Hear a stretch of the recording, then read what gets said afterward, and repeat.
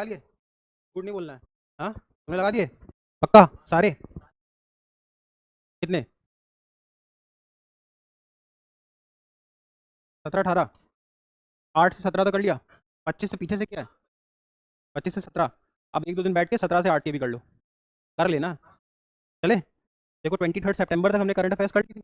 अभी हम सितंबर खत्म करेंगे और नेक्स्ट क्लास में हम प्रॉब्लली अक्टूबर खत्म करेंगे। ठीक। हम सितंबर में वही पढ़ेंगे जो सितंबर में हमारे एग्जाम में रेलिवेंट है। हम इसको इसी के हिसाब से अभी नहीं करेंगे। ठीक।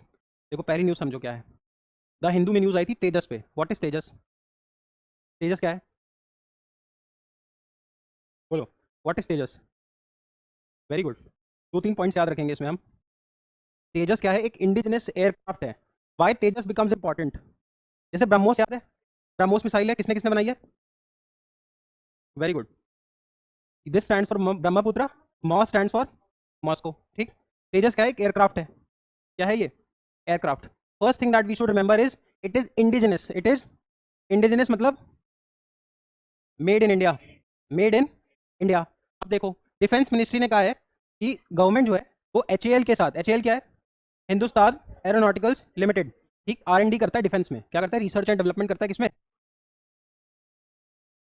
डिफेंस में। ठीक। अब एक चीज यहां पे सीखो। अगर हमारे कंट्री को कोई भी मिलिट्री इक्विपमेंट खरीदना होता है तो परमिशन लेनी पड़ती है डिफेंस एक्विजिशन काउंसिल से। एक्विजिशन मतलब एक्वायर करना। डिफेंस एक्विजिशन काउंसिल, इसका हेड कौन होता है? Defence minister. ठीक। दूसरी चीज क्या याद रखोगे? जो तुम्हारा तेजस है ना, इसकी जो स्पीड है ये है सुपरसोनिक। ना what is supersonic? Tell me. देखो स्पीड ऑफ साउंड होती है लगभग, एग्जैक्ट नहीं याद रखनी है, बट 330 मीटर पर सेकेंड। मतलब साउंड निकलेगी तो 330 मीटर पहुंच जाएगी एक सेकंड में। तो हम एयरक्राफ्ट्स की जो स्पीड होती है वो मैक में करते हैं। किसमें? मैक। ठीक। जैसे वाटर को किस में मेजर करते हैं? वाटर की अगर हमें लेंथ नापनी है, नॉटिकल माइल्स। 2022 CLAT TYQ। याद है? Nautical miles. ऐसे ही एयरक्राफ्ट की स्पीड मेजर होती है मैक्स में। मैक क्या होता है? Speed of sound. ठीक। अगर स्पीड ऑफ साउंड ये यूनिट 1 से कम है तो मिसाइल कहलाएगी सोनिक। 1 से 5 के बीच में है तो सुपरसोनिक, और 5 से ज़्यादा है तो 5 मैक्स से ज़्यादा स्पीड है। मतलब अगर एयरक्राफ्ट 1500 मीटर पर सेकंड जा रहा है, मेरी बात समझो। मैंने क्या बोला? सोनिक मिसाइल होगी जो 1 मैक्स से कम होगी। मैक की स्पीड कितनी है? 330 मीटर पर सेकंड। अगर मेरा एयरक्राफ्ट एक सेकंड में 330 मीटर जाता है तो वो मिसाइल कैसी कहलाएगी? Aircraft sonic. अगर उसकी स्पीड 1 से 5 मैक के बीच में है, मतलब 300 से 1500 मीटर पर सेकंड, तो कैसी हो गई? सुपरसोनिक। और 5 मैक्स से ऊपर है तो हाइपरसोनिक। मतलब अगर जो मेरा एयरक्राफ्ट है that is running above 1500 metre per second, तो that will be called as hypersonic. नहीं समझ में आ रहा तो पूछ लो। पक्का? एयरक्राफ्ट किस में मेजर होता है? स्पीड मैक्स में। 1 Mach is equal to 330 metre per second. अब ये तेजस कैसा है? सुपरसोनिक। मतलब इसकी स्पीड यहाँ पे आती होगी। तो पहली चीज याद रखेंगे, तेजस में क्या इंडिजिनस है। किसने बनाया है? Hindustan aeronauticals limited. कोई भी अगर हम डिफेंस एक्विजिशन करेंगे तो कौन करेगा? Defence acquisition council which is headed by defence minister. Tejas का स्पीड कहाँ पे आएगा? Tejas is a supersonic. बस चार चीजें याद रखेंगे। चले आगे। पक्का? Make this chart and let us proceed. इससे ज्यादा कुछ भी याद नहीं रखना, है ना? चले आगे। हम्म। Any questions you want to ask? हाँ।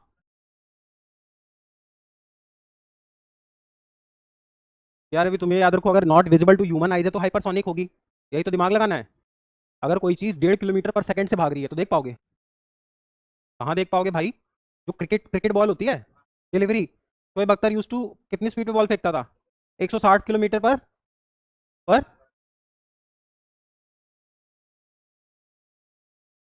पर आवर भाई। Per hour. तो वो बॉल दिखती है? अभी हम खेलेंगे तो देख पाएंगे? नहीं देख पाएंगे, है ना? तो जब जो चीज़ जब वो नहीं देख पा रही आंखें, अनलेस वी आर ट्रेंड, तो ये मिसाइल का हाइपरसोनिक कहाँ से दिखेगा? ऐसा क्वेश्चन आएगा तभी तो मैंने तुमको ये पढ़ाया भाई। ये तो तुमको वहाँ तुरंत दिमाग लगा देना है। If not visible to human eye मतलब हाइपरसोनिक है। हाइपरसोनिक बनती होगी तभी तो हाइपरसोनिक है। पक्का? चलें आगे। चलो। Don't have to study this, आगे आओ।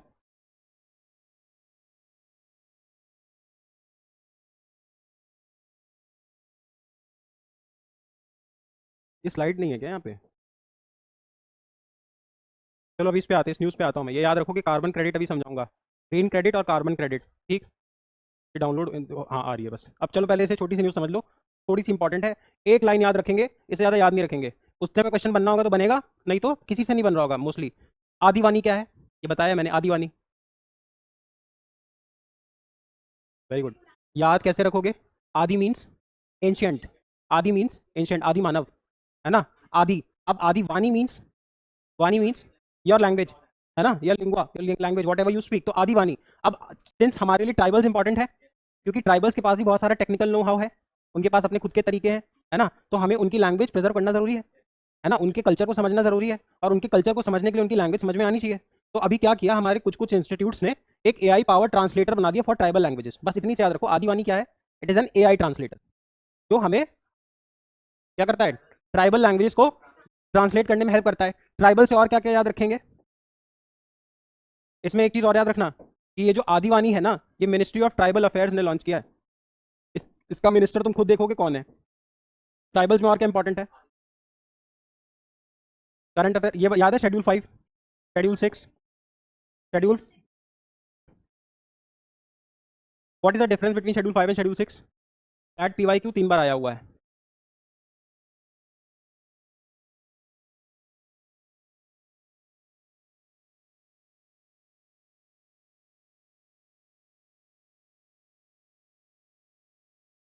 What is the difference? नहीं सुनो, पहली बात तो शेड्यूल का मतलब होता है लिस्ट, लॉयर लिस्ट कभी नहीं बोलता, वो शेड्यूल बोलेगा कि this is something mentioned in schedule 5, मतलब लिस्ट नंबर 5। हमारे कॉन्स्टिट्यूशन में इनिशियली कितने शेड्यूल थे, 8, फ्लैट पीवाईक्यू। अभी कितने शेड्यूल्स हैं, 12। फ्लैट 2022 में 3 क्वेश्चन आए हैं शेड्यूल से। हमारे लिए सारे शेड्यूल याद करना बिकम्स वेरी इंपॉर्टेंट। शेड्यूल 1 में क्या मेंशन्ड है, जल्दी बताओ, और जाके चेक करना कितने क्वेश्चन आए हुए हैं शेड्यूल पे। पहला क्या है शेड्यूल, जल्दी बोलो। हाँ, देखो शेड्यूल 1 इज फ्लैट 2016। शेड्यूल 1 बताता है इंडिया में कितने यूनियन टेरिटरीज और स्टेट्स होंगे, है ना। लिस्ट बन जाएगी, यूपी एमपी महाराष्ट्र ऐसी लिस्ट बनेगी, और उसकी भी लिस्ट बनेगी किसकी, यूटीज की। तो शेड्यूल 1 में लिखे हुए हैं इंडिया में कौन से स्टेट्स होंगे और कौन से यूनियन टेरिटरी। शेड्यूल 2 क्या है, शेड्यूल 2 हमें बताता है हमारे देश में जो कॉन्स्टिट्यूशनल पोस्ट है उनकी सैलरी कितनी होगी, उनकी सैलरी कितनी होगी, प्रेसिडेंट की सैलरी कितनी होगी, वाइस प्रेसिडेंट की सैलरी कितनी होगी, पीएम की सैलरी कितनी होगी, हमें शेड्यूल 2 बताता है। शेड्यूल 3 क्या बताता है, वेरी गुड, ओथ, कौन किसको ओथ दिलाएगा। इस बार ओथ इंपॉर्टेंट हो जाएगी प्रेसिडेंट वाइस प्रेसिडेंट की, और अभी बीआर गवई के साथ भी हो गया इंसिडेंट, तो सीजीआई की भी इंपॉर्टेंट हो जाएगी। शेड्यूल 3, शेड्यूल 4 क्या बताता है, ये भी क्लैरिटी क्यों, राज्यसभा सीट्स। राज्यसभा में टोटल सीट्स कितनी है, 250, और 245 अभी ऑक्यूपाइड है, जिसमें से 12 नॉमिनेटेड है और 233 इलेक्टेड है। राज्यसभा का इलेक्शन कैसे होता है, proportional representation and single preferable vote. Retiring age of Rajya Sabha MP is, retiring age of Rajya Sabha MP, भाई एमपी की कोई रिटायरिंग एज ही नहीं होती, नहीं तो मोदी जी अब तक हट चुके होते। टेन्योर होता है 6 ईयर्स का, टेन्योर कितना होता है, 6 ईयर्स का। रिमूवल कैसे होगा राज्यसभा एमपी का, कोई रिमूवल नहीं होता भाई, या तो डेथ हो जाएगी, रिजाइन कर देगा, या रिमूव हो जाएगा एंटी डिफेक्शन लॉ से। याद आ गया, पक्का। राज्यसभा इसलिए इंपॉर्टेंट है क्योंकि इस बार वाइस प्रेसिडेंट इलेक्शन हुआ था, और वाइस प्रेसिडेंट क्या होता है राज्यसभा का, एक्स ऑफिशियो चेयरपर्सन। इंडिया की फर्स्ट राज्यसभा का प्रेसिडेंट कौन था, फर्स्ट राज्यसभा का चेयरमैन, वेरी गुड। इंडिया का पहला पहला क्या वाइस प्रेसिडेंट बन जाएगा, पहला राज्यसभा का चेयरमैन। राज्यसभा की पहली मीटिंग हुई थी 1952, और Sarvepalli Radhakrishnan, who is also called as the national teacher of India, was the first chairperson of Rajya Sabha. समझ में आया यहाँ तक, पक्का। ये जो 12 लोग नॉमिनेट होते हैं, ये किस ग्राउंड पे नॉमिनेट होते हैं, क्लैट टीवाई क्यों, लिटरेचर, साइंस और आर्ट्स, और आर्ट्स में आ गया ना कल्चर, और लिटरेचर, आर्ट, साइंस और सोशल वर्क। याद रखोगे, सचिन तेंदुलकर को इसी बेसिस पे मिल गया एलसैस। आगे चलो, राज्यसभा की रिटायरिंग एज नहीं है, 6 ईयर्स में हट जाता है। एवरी सेकेंड ईयर, हर 2 साल में 1/3 पीपल रिटायर। यहाँ तक समझ में आया। Rajya Sabha is also called as the permanent house और द अपर हाउस। यहाँ तक समझ में आया, पक्का। करेंटली राज्यसभा का चेयरमैन कौन है, very good, CP Radhakrishnan, because he also the new vice president of India. नहीं आते तो अभी सितंबर में आना है, अभी इलेक्शन हुआ है, ठीक। सीपी राधा कृष्णन। समझ में आया यहाँ तक? पक्का? रिमूवल, अब इस पे आ जाओ। राज्यसभा का जो चेयरमैन है, इसका रिमूवल कैसे होगा?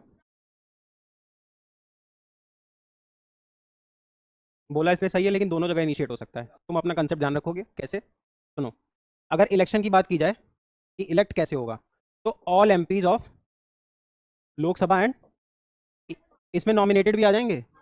नॉमिनेटेड प्रेसिडेंट में नहीं आएगा, क्यों? प्रेसिडेंट ने ही उनको नॉमिनेट किया है, तो वोट हम ही को दे देगा। लेकिन इसमें वाइस प्रेसिडेंट का तो कोई रोल नहीं ना, तो वाइस प्रेसिडेंट में all members of Lok Sabha and Rajya Sabha. दूसरा इंपॉर्टेंट चीज देखो क्या है, अब इसका रिमूवल होना है। इसका रिमूवल होना है वाइस प्रेसिडेंट का, कैसे होगा? पढ़ाया हुआ है multiple times, I taught you this. जल्दी बताओ।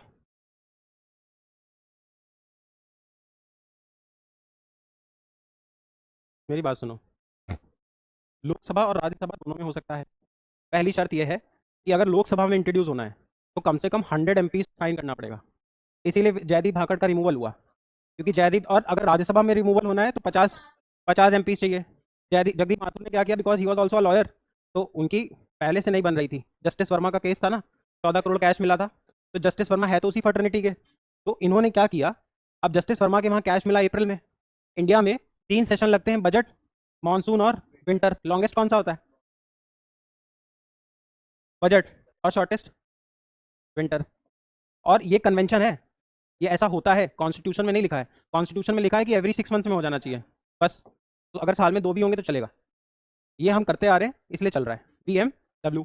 अब बजट सेशन हो चुका था, उसके बाद कैश मिला किसके वहाँ? जस्टिस वर्मा के वहाँ। अब जब मानसून सेशन लगी, अभी जो निकल गया जुलाई वुलाई, तो जगदीप धाकड़ ने क्या किया, ये 50 MP का रेजिग्नेशन ले लिया राज्यसभा में, क्योंकि इनिशिएट भी करना है रिमूवल। अभी रिमूवल हुआ नहीं है, अभी रिमूवल हुआ नहीं है। अगर हमें इनिशिएट भी करना है तो हमें कितने MPs का साइन चाहिए? और जब हम ये अभी जज का रिमूवल पढ़ रहे हैं, जज का removal would be same as UPSC का कोई मेंबर हो, इलेक्शन कमीशन का कोई मेंबर हो, comptroller and auditor general of India हो, हाई कोर्ट। हाँ,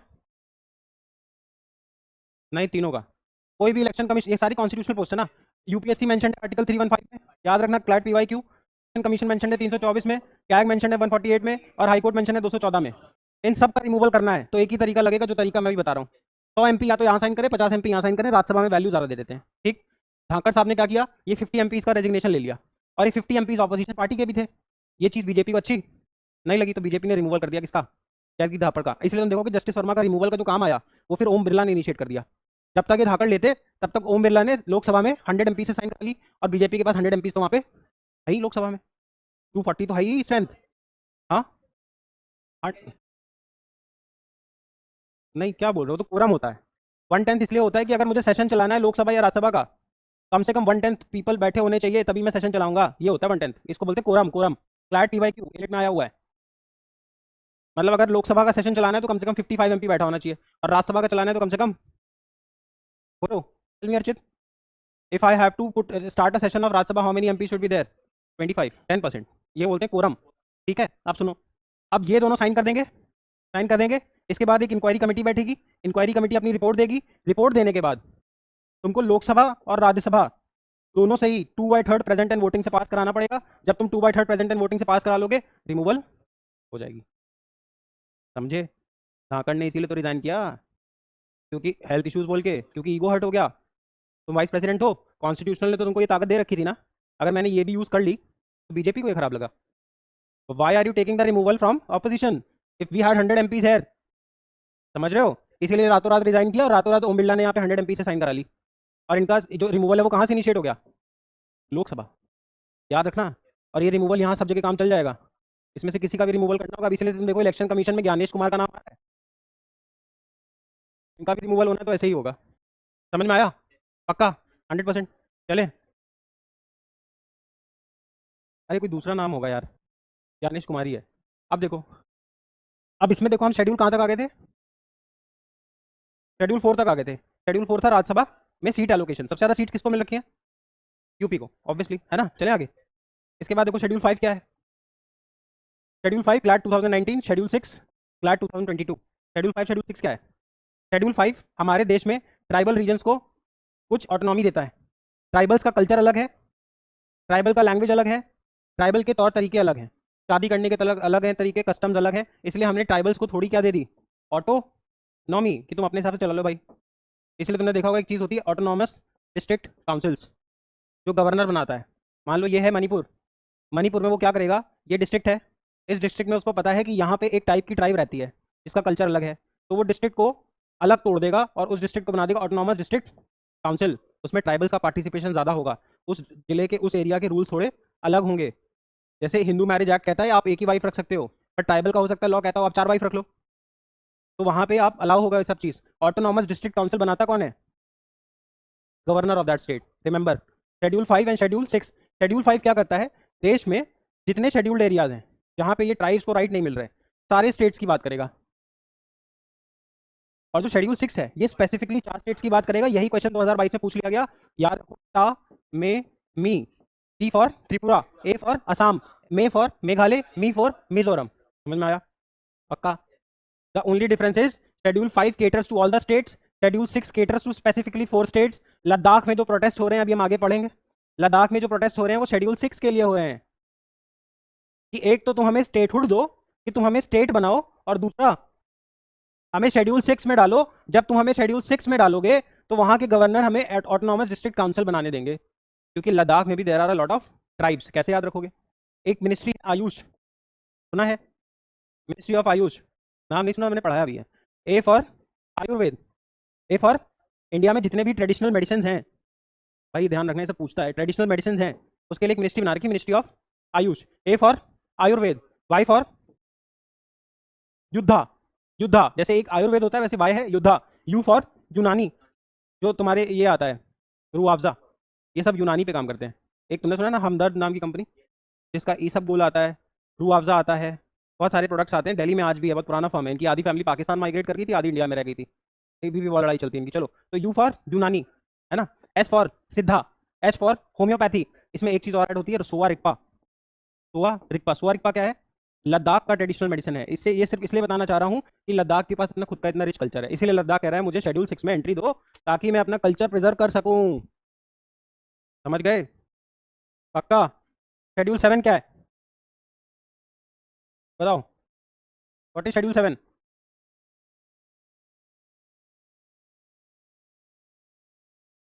8 है, 2014, क्लैट 2014। शेड्यूल 7 क्या है, 3 लिस्ट। ये 3 लिस्ट का कॉन्सेप्ट हमने कौन सी कंट्री से लिया, जर्मनी से हमने इमरजेंसी लिया है। जर, जर्मनी हमने जर्मनी हमने इमरजेंसी से लिया है। कनाडा से लिया कि ऑस्ट्रेलिया से लिया है, चलो देख लेना, खुद ही देख लेना भाई। उसने फिर कनाडा से लिया, कहीं से लिया होगा, ऑस्ट्रेलिया से।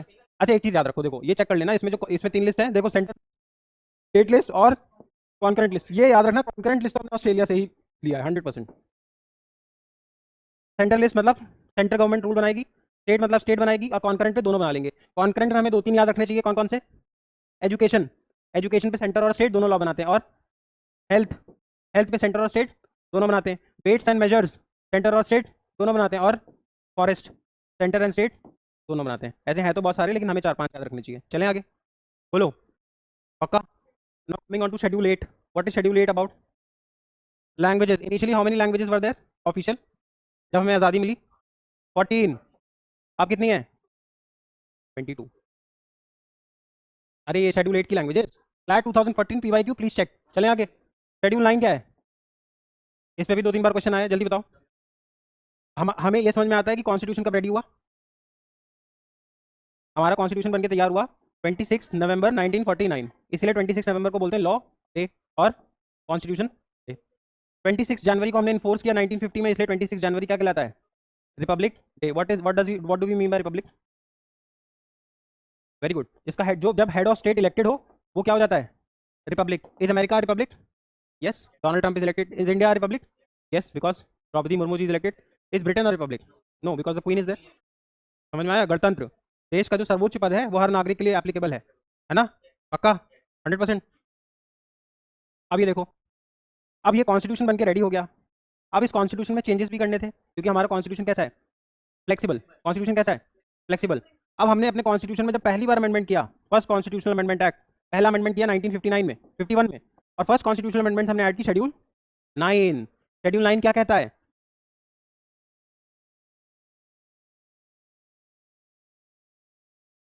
देखो शेड्यूल 9 में ये बोला गया कि शेड्यूल मतलब लिस्ट, लिस्ट बन गई। शेड्यूल 9 बोलता था फर्स्ट कॉन्स्टिट्यूशन अमेंडमेंट से हमने शेड्यूल 9 ऐड किया, क्योंकि देखो इनिशियली कितने शेड्यूल थे, 8, अब कितने हैं, 12, तो 9, 10, 11 और 12 बाद में ऐड होंगे। तो 9 जो है वो फर्स्ट कॉन्स्टिट्यूशन अमेंडमेंट एक्ट से आएगा, 10वां किससे आएगा, 52nd constitutional amendment act 1985 anti defection law. 11th किससे आएगा, 73rd कॉन्स्टिट्यूशनल अमेंडमेंट एक्ट 1992, और 12th आएगा 74th कॉन्स्टिट्यूशनल अमेंडमेंट एक्ट 1992। समझ में आया, ये अमेंडमेंट याद रखने हैं पक्का। अब देखो शेड्यूल 9 में हमने क्या किया, हमने बोला कि वो लॉज जिनका जुडिशियल रिव्यू नहीं पॉसिबल होगा उनको इसमें डाल दो। ठीक, क्यों, उस समय क्या था, right to property was a fundamental right. अब देश का विकास करना जरूरी था, 1950 में हम रिपब्लिक बने थे, नए पुल बनाने थे। अब ये मान लो ये है इंडिया, यहाँ पे एक नेशनल हाईवे बनाना है, नेशनल हाईवे में मुझे यहाँ पे अर्चित प्रॉब्लम दे रहा है, अर्चित कह रहा है मैं अपनी जमीन नहीं दूंगा और जाना कोर्ट चले जा। अब जब कोर्ट जाऊंगा तो अर्चित वहाँ पे आके बोलेगा ना कि भाई land is a fundamental right, I won't give it to you, 91F जी, है ना पक्का। उस टाइम की बात करें 51। ठीक, तो अभी नेहरू जी को भी मालूम है कि जब मैं कोई डेवलपमेंट करने जाऊंगा, मुझे आईआईटी कानपुर खोलना है, मैं बोलूंगा जमीन दो, तो एक जमींदार बोलेगा नहीं दे रहा, तो कैसे करूंगा डेवलपमेंट। तो उन्होंने बोला कि भाई मैं कानून बनाने जा रहा हूँ, उस कानून के थ्रू मैं अगर मैंने कोई कानून पास कराया पार्लियामेंट से, पार्लियामेंट मतलब लोकसभा, राज्यसभा और प्रेसिडेंट, आर्टिकल 80 फ्लैट PYQ, अगर मैंने पार्लियामेंट से कोई लॉ पास करा दिया तो वो मुझे लॉ, मैं लॉ उसको शेड्यूल में 9 में डाल दूंगा। अगर मैं कोई कानून शेड्यूल 9 मतलब लिस्ट 9 में डालूंगा तो उस कानून का जुडिशियल रिव्यू नहीं हो पाएगा। समझ में आया, इसलिए हमने लैंड कंसोलिडेशन करना शुरू किया। अब देखो प्रॉब्लम कहाँ आएगी, 1973 में आएगा एक case, Kesavananda Bharati case. Kesavananda Bharati case में उल्टा हो जाएगा, क्योंकि उस टाइम पे हमारा एग्जीक्यूटिव बहुत स्ट्रांग था, और जब भी एग्जीक्यूटिव बहुत स्ट्रांग होती है तो जुडिशरी चुप रहती है, ये पैटर्न है। एग्जीक्यूटिव वीक होगी तो जुडिशरी हैवी हो जाएगी। 51 52 में नेहरू जी का एक मुश्त राज था। अभी तुम देखो सुप्रीम कोर्ट थोड़ा 1-2 साल से बोलना शुरू कर रहा है, मोदी जी भी थोड़ा 1-2 साल से वीक हो रहे हैं। 10 साल से सुप्रीम कोर्ट कुछ बोला नहीं, बोला भाई, क्या क्या तो हो गया, अयोध्या हो गया, सीए हो गया, एनआरसी हो गया, सब तो हो रहा है, डिमोनेटाइजेशन हो गया, आधार आ गया, जीएसटी आ गया, कुछ बोला सुप्रीम कोर्ट कभी नहीं। एग्जीक्यूटिव स्ट्रांग होगी तो चुपचाप रहेंगे जजेस, और वो तुम समझ पाओगे जब तुम जुडिशरी का अपॉइंटमेंट समझोगे।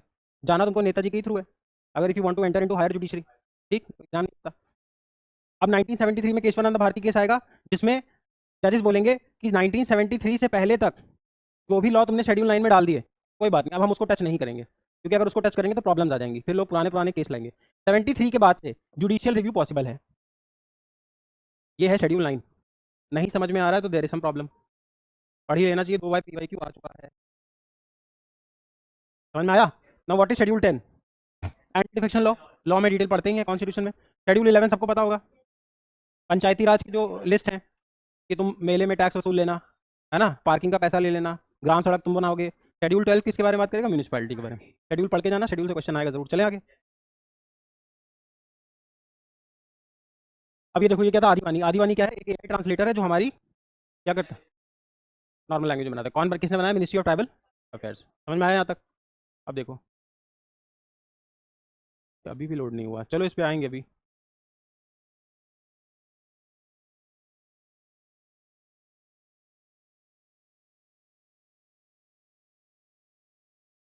ये एक छोटी सी न्यूज़ है, एग्जाम में नहीं पूछना चाहिए पर तब भी ध्यान रखो, पेपर में आई थी।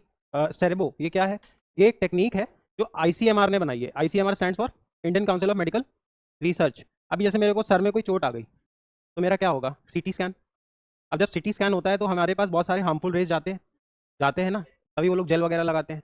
अब इस टेक्निक से क्या है, वो जो हार्मफुल रेडिएशंस हैं वो हमें फेस नहीं करने पड़ेंगे। छोटा सा कुछ भी याद मत रखो, सेरेबो से याद रहेगा सेरेबेलम। सेरेबेलम होता है दिमाग में अंदर, है ना। सेरेबेलम मतलब सेरेबो कोई ऐसी technique which talks about our brain.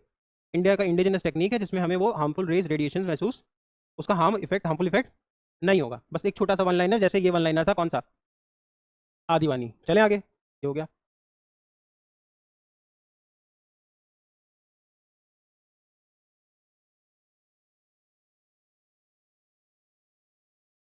Internet slow आ रहा है क्या,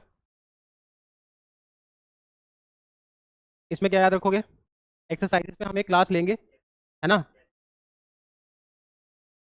है ना। एक्सरसाइज पे हम क्लास अलग से एक लेंगे, 1 घंटे की सेशन लेंगे। अभी के लिए याद रखो, एक्सरसाइज मैत्री किसके बीच में होती है, हाँ, India and Thailand, nothing more nothing less. एक छोटी सी चीज़ याद रख लोगे, ये एक मिलिट्री एक्सरसाइज है, तुमको छोटा सा कंफ्यूज कर देगा, लिख देगा नेवल एक्सरसाइज। मैत्री is a naval exercise between India and Thailand, तो मार्क कराओगे, मार्क करके आओगे, मेरी बात मानो। क्यों मार्क करके आओगे? क्योंकि इंडिया थाईलैंड मैत्री देखोगे मार्क कर दोगे। जैसे सूर्य किरण देखोगे तो इंडिया जापान मार्क कर दोगे। मालाबार देखोगे तो तुम क्वाड की कंट्रीज मार्क कर दोगे, है ना? देखती मार्क करोगे, बट तुम ये देखना भूल जाओगे कि वो मिलिट्री एक्सरसाइज थी, नेवल एक्सरसाइज थी, कैसी एक्सरसाइज थी। ध्यान रखोगे कैसी एक्सरसाइज है, मिलिट्री। नोमैडिक एलिफेंट किसके बीच की है? Very good, India and Mongolia, India and Mongolia. फिर ये अफगानिस्तान में एक अर्थक्वेक आया, बस कुनार प्रोविंस याद रखोगे। अफगानिस्तान से रिलेटेड दो तीन चीजें याद रखोगे। What is the capital of Afghanistan? Kabul. Afghanistan is also called as the Taliban. Afghanistan is also called as the heartland of Asia, the heartland of. और इंडिया के इंटरेस्ट बहुत ज़्यादा है अफगानिस्तान में, क्योंकि हमने इंडिया ने बहुत इन्वेस्ट कर रखा है उसमें। एक याद रखोगे, सलमा डैम। ये जो सलमा डैम वहाँ पे बना हुआ है, इसमें इन्वेस्टमेंट किसकी है? इंडिया की है। Why is Afghanistan called as the heartland of Asia? It connects the Central Asia and South Asia both. और एक तो अफगानिस्तान एक लैंडलॉक्ड कंट्री है, चारों तरफ से पानी से घिरी है, चारों तरफ से लैंड से घिरा हुआ है क्या अफगानिस्तान, ठीक। और अफगानिस्तान से इंपॉर्टेंट क्या याद रखोगे? अफगानिस्तान और इंडिया की बॉर्डर टच होती है। Very good.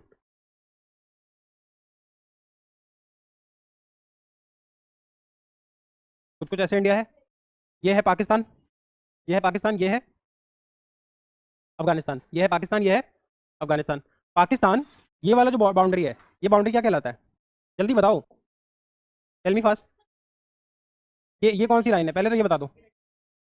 Very good, red Cliff line. तो इंडिया और पाकिस्तान का बॉर्डर किससे डिवाइड होता है? और इंडिया और बांग्लादेश का? रेड क्लिफ लाइन, क्योंकि तब वो पाकिस्तान था, बांग्लादेश भी तो पाकिस्तान था, तो ये भी रेड क्लिफ। और ये जो लाइन है, Durand line, very good, Durand line. Durand line is the border between Afghanistan and Pakistan. हाँ प्लीज रिमेंबर, ठीक है, यहाँ तक समझ में आ गया। चलो, एनीथिंग एनीथिंग इंपॉर्टेंट? अच्छा, also remember one more thing, Afghanistan is also called as the graveyard of empire. Graveyard of. यहाँ पे सब आए लेकिन कोई रूल नहीं कर पाया, कोई नहीं रूल कर पाया। सबसे पहले यहाँ पे आया यूएसएसआर, हाँ 89 में भगा दिया। उसके बाद यहाँ पे कौन आया?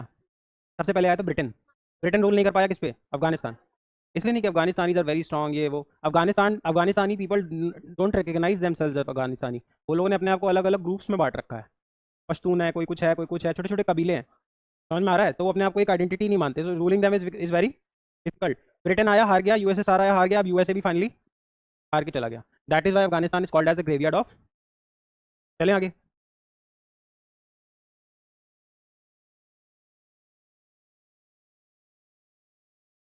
तालिबान इतना तो, तालिबान अभी अक्टूबर में न्यूज़ में आया हुआ है, क्योंकि इन्होंने आगे विजिट किया है, तो जब हम अक्टूबर पढ़ेंगे तो विल लुक इनटू तालिबान। ठीक है, ऐसे रैंडमली कुछ पढ़ेंगे तो कुछ नहीं पढ़ पाएंगे, ठीक। तालिबान इज इंपॉर्टेंट अभी, क्योंकि बिकॉज तालिबान लोग अभी यहाँ देवबंद में आए थे ना, यूपी में। अब ये बहुत इंपॉर्टेंट है, इसको मार्क करना 2-3 स्टार, मुझे ऐसा लगता है क्वेश्चन आएगा जरूर, 100%। सुनो, जीएसटी काउंसिल क्या है? What is GST council?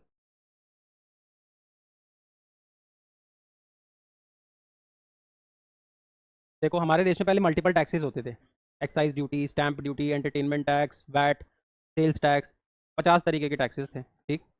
फिर जो कुछ कंट्रीज़ हैं, वहाँ पे यूनिफाइड टैक्स चलता था, मतलब एक टैक्स लगेगा। तो हमने अपने देश में concept one nation one tax, 2017, very good, 2017 को हमने जीएसटी इंप्लीमेंट कर दी, ठीक। 101st कॉन्स्टिट्यूशनल अमेंडमेंट एक्ट, यहाँ तक समझ में आया? पक्का? अब जीएसटी काउंसिल क्यों बनाई गई, देखो सुनो तो। ये 1 जुलाई 2017 को जीएसटी इंप्लीमेंट हो गई देश में। हमने जीएसटी में 5 रखे इनिशियली, कितने स्लैब्स? पहला स्लैब रखा, सॉरी 5%, 12%, 18%, 28%, और एक रखा 28% प्लस सिंटैक्स। कोल्ड ड्रिंक पियोगे तो सिंटैक्स लग जाएगा, सिगरेट सिगरेट स्मोक करोगे तो सिंटैक्स लग जाएगा, ठीक। इसीलिए रेट ज़्यादा होते हैं। यहाँ तक समझ में आया? पक्का? अब देखो फिर क्या किया। अब मान लो किसी चीज़ को हमने 12% स्लैब में डाला, जैसे सबसे ज़्यादा इशू हुआ था उस टाइम पे सैनिटरी पैड्स पे। सैनिटरी पैड्स मुझे अच्छे से नहीं याद कितना जीएसटी लगाया था, बट उस पर थोड़ा ठीक ठाक का जीएसटी लगा दिया था, 12-18%। अब now sanitary pad is something which is very important for women health, तो lot of people started protesting कि भैया ये स्लैब में अंतर करो, this is something which we require for our health, है ना? अभी एसडीजी गोल्स पढ़े हैं? बोले तो थे पढ़ने को, हेल्थ आता है ना उसमें, एसडीजी में भी किस नंबर पे आता है? एसडीजी 3 पे तो एजुकेशन है, 4 पे है कि 3 पे 2 पे, चेक कर लेना। देखो तुमको एग्जाम देने जाना है, एसडीजी याद रखना, मुझसे बाद में मत बोलना एसडीजी पे क्वेश्चन आया तुमने बताया नहीं, मैंने बताया तो चेक कर लो। लाइफ अंडर वाटर 14 है, 17 के 17 है, एक एक वर्ड में याद कर लेना। अब देखो, अब मान लो सरकार को सैनिटरी पैड्स को 12% से किस में ले जाना है, 5% में। तो अब इसके लिए कोई कोई बॉडी बनाई जाएगी। दूसरी चीज़, हमारी देश क्या है, एक क्वासी फेडरल नेशन है ना। कहने को तो हम यूनिटरी है, India that is Bharat shall be a union of states, flat 2016, India that is Bharat shall be a union of states. तो अब हम ऐसे बाय प्रैक्टिस तो फेडरल कंट्री है, फेडरल मतलब there is power sharing between whom, states and centre. अब हमने मान लो तुम स्टेट हो हम सेंटर हैं, हमने पावर शेयरिंग कर रखी थी। अब जो पैसे थे वो मेरे पास आ रहे थे, अब तुम कुछ टैक्स वसूलते थे, कुछ टैक्स हम वसूलते थे, जैसे एंटरटेनमेंट टैक्स स्टेट वसूलता है, इसीलिए तुमने देखा होगा कुछ कुछ स्टेट्स में मूवीज को टैक्स फ्री कर देते हैं। सुना है? नहीं सुना है? या कैसी बात कर रहे हो, नहीं होता है कि योगी जी ने यूपी में इस मूवी को टैक्स फ्री कर दिया, कश्मीर फाइल को टैक्स फ्री कर दिया। तो स्टेट्स के हाथ में होता है, ठीक। बहुत सारे टैक्सेस स्टेट के हाथ में होते हैं, जैसे टोल स्टेट के हाथ में होगा, लिकर लिकर पेट्रोल डीजल देखो, रेट चेंज होगा स्टेट के हिसाब से। It's let's say liquor, if you buy liquor in Delhi it will be expensive, if you go to Gurgaon it will become cheaper. Why? Because there is some sort of tax cut. समझ गए?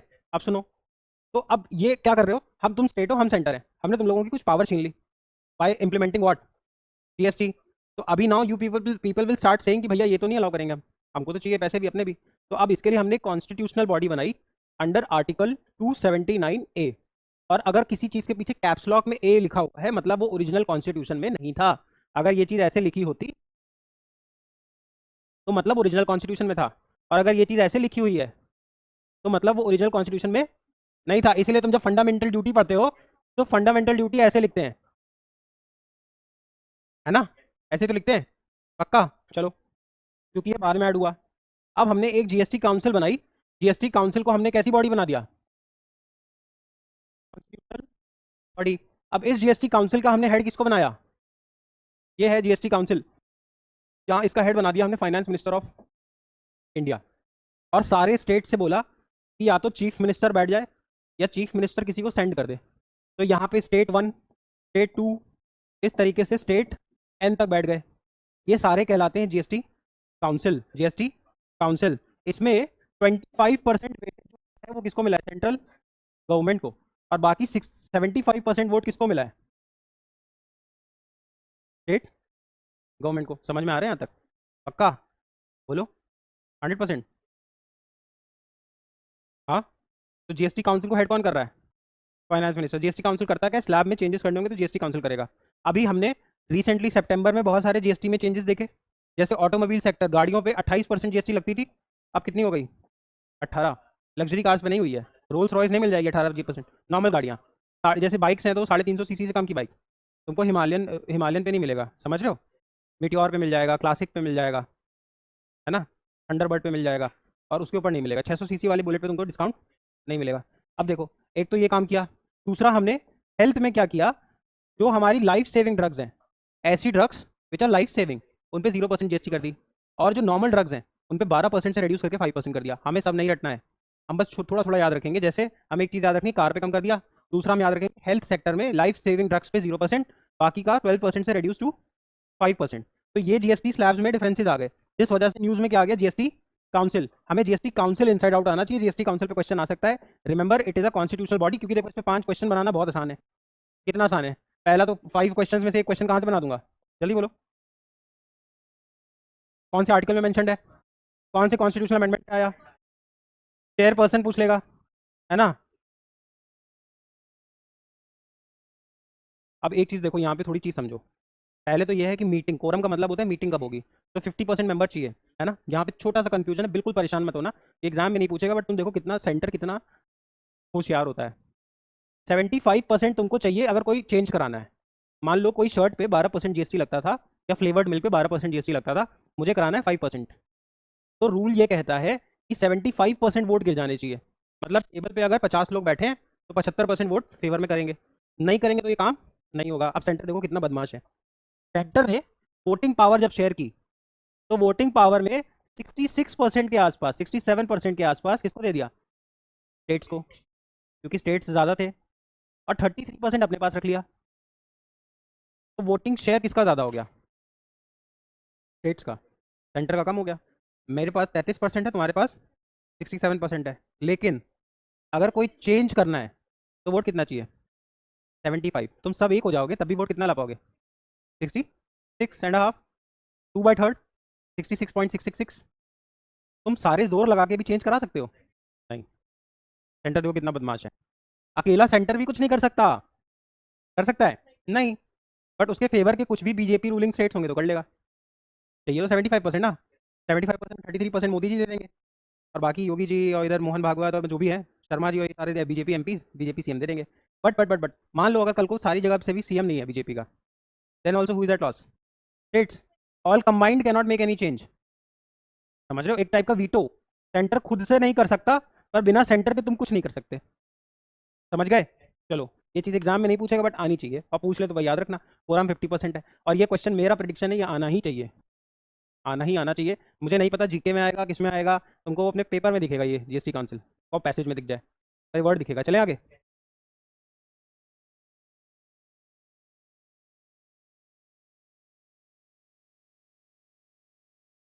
हाँ देखो, अब इसमें क्या याद रखना है। अब इन्होंने क्या किया है, पहले कौन कौन से स्लैब्स थे? Tell me fast. 5, 12, 18, 28 और प्लस 28 सिन है ना। अब इन्होंने एक तो ये खत्म कर दिया, 12। और इन्होंने क्या खत्म कर दिया? 28। अब दो स्लैब चलेंगे देश में, 5% फॉर मेरिट गुड्स। मेरिट मतलब जो हमें चाहिए। जैसे हमारी प्रोटीन नीड्स के लिए मिल्क इज रिक्वायर्ड, 5%। पनीर 5%, है ना। हाँ, ये सब 5%। और डीमेरिट गुड्स को हमने क्या कर दिया, 28 प्लस सिन छोड़ के 40 लगा दिया। नहीं, पहली बात तो याद रखो, लिकर पे जीएसटी लगती नहीं। लिकर पे एक्साइज ड्यूटी लगती, स्टेट लगाता है। लिकर एंड पेट्रोल, ये दोनों हमेशा याद रखो, बाहर रहेगा। लिकर, पेट्रोल, डीजल, ये तीनों ये सब स्टेट के अंडर आते हैं। इसलिए तुम देखोगे कोरोना में लिकर हर जगह बंद थी, दिल्ली ने अलाउ कर दी थी। याद है? नहीं याद है? अरे यार, हम नहीं पीते हैं, हम नहीं पीते का मतलब ये थोड़ी तुमको आता नहीं होगा। वैसे तो बहुत कुछ नहीं करते हम, नासा तुम थोड़ी कभी पहुंच जाओगे, तो पढ़ोगे नहीं क्या? हाँ। इस लॉजिक से तुम कुछ भी मत फिर सुनो। वाइस प्रेसिडेंट बनने के नेग्लिजिबल चांसेस है, तो why are you studying then? हम लेकर नहीं पीते। अरे, आइडिया तो होना ही चाहिए। चलो। हाँ, और भाई अभी you every one would be turning 18, 19। ठीक है, चलो आगे। ये डीमेरिट हो गया। मेडिसिन में देखो क्या किया है, nil on 36 life saving drug. Statement बना के दे देगा कि मेडिसिन पे कैसे लगता है। 36 ऐसी ड्रग्स हैं जो लाइफ सेविंग है, कि भाई अगर नहीं मिला तो गेम ओवर, है ना। तो 36 लाइफ सेविंग ड्रग्स पे कितना जीएसटी लगा दिया? 0। और अदर मेडिसिन पे क्या, 12% से 5% रिड्यूस कर दिया। इंश्योरेंस याद रखो, इंश्योरेंस, इंश्योरेंस पे क्या किया? रिड्यूस कर दिया जीएसटी। नहीं रिड्यूस किया, देख लेते हैं। तो 0 0 याद रखो, 0 याद रखो। हाँ वेरी गुड, ये याद रखो, GST exempted on all life and health insurance. ठीक। इसके बाद रिन्यूएबल एनर्जी वाला याद रखो। अब तुम्हें घर पे सोलर पैनल लगवाना है तो सस्ता लगेगा, 12% से 5% पे आ गए।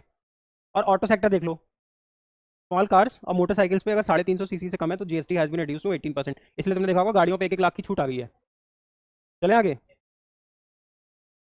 चलो,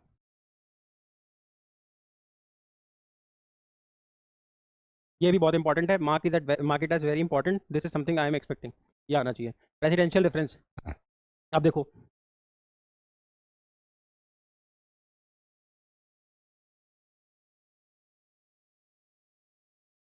सुनो बहुत ध्यान से, पढ़ने में नहीं समझ में आएगा खुद से।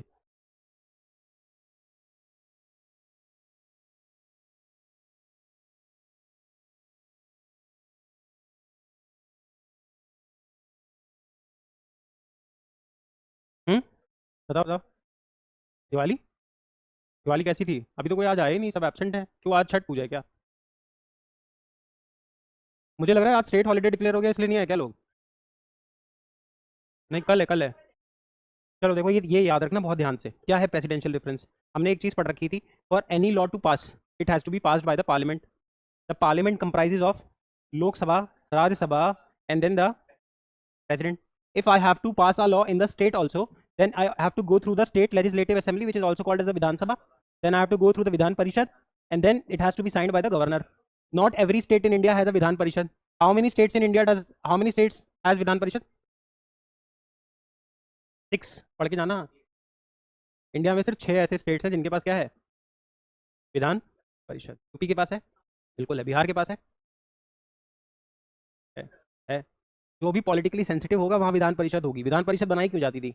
मान लो मैं मेरे पास एक ही टिकट एमएलए का, तो मैंने अर्चित को दे दिया। अभी मेरा हेल्प किसने कर रखा है? अंश ने भी कर रखा है, तो मैं अंश को कहाँ भेज दूंगा? एमएलसी बना दूंगा।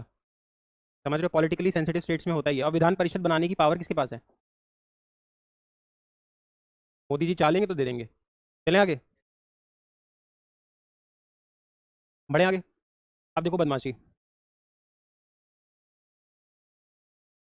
ये बात सबको मालूम है कि जो गवर्नर होता है वो किसने अपॉइंट किया होता है?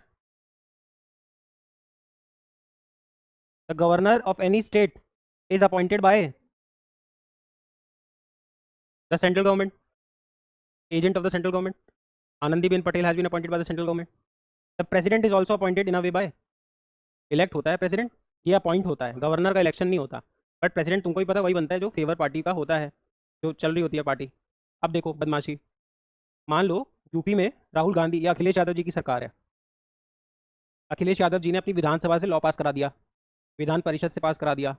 अब जाएगा राजभवन, राजभवन मतलब जहाँ गवर्नर रहता है, राजभवन में वो बिल पहुंच गया। बिल अभी एक्ट नहीं बना है क्योंकि तीसरा स्टेप साइन नहीं हुआ है। गवर्नर ने अपने घर में वो फाइल रख ली, अब कुछ कर ही नहीं रहा है, मना नहीं कर रहा है।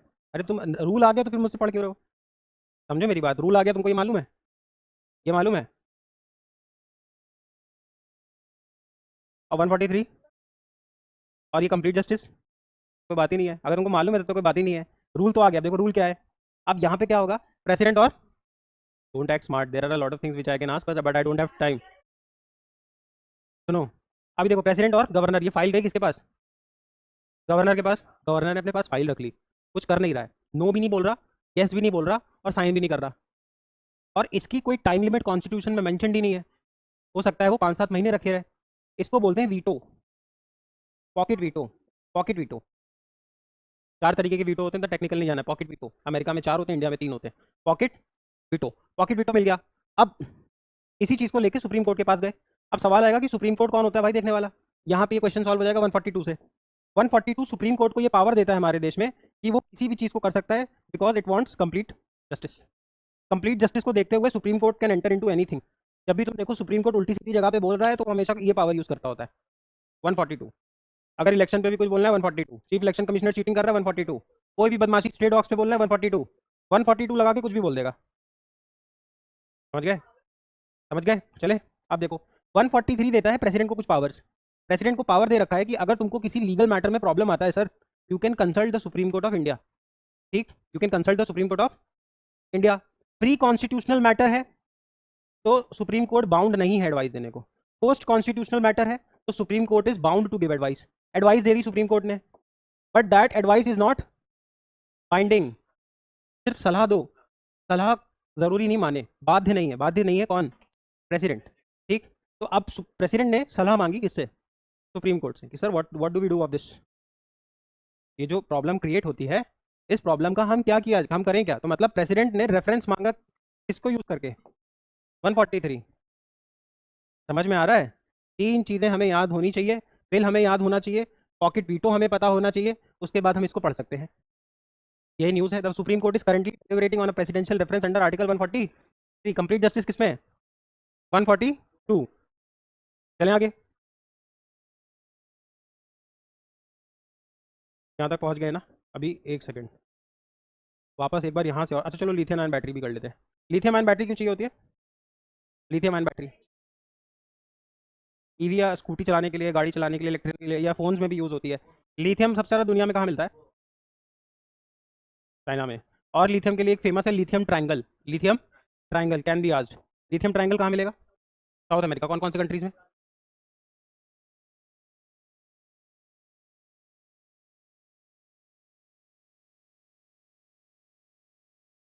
बट मैप, यहाँ पे जब तुम साउथ अमेरिका जाओगे तो साउथ अमेरिका में you will find 3 countries by the name ABC।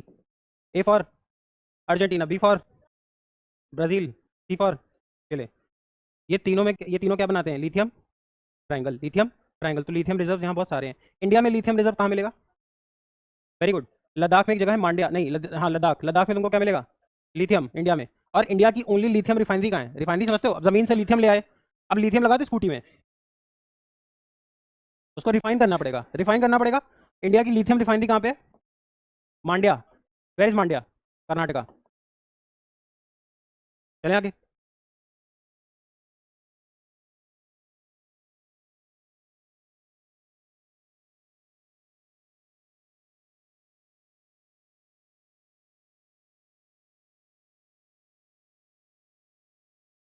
ये स्लाइड डाउनलोड क्यों नहीं हो रही यार?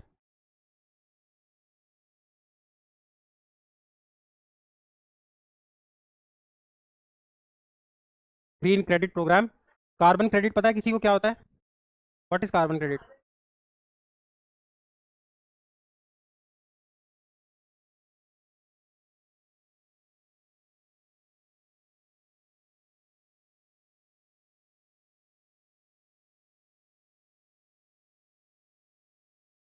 क्रेडिट मतलब क्या होता है? Very good.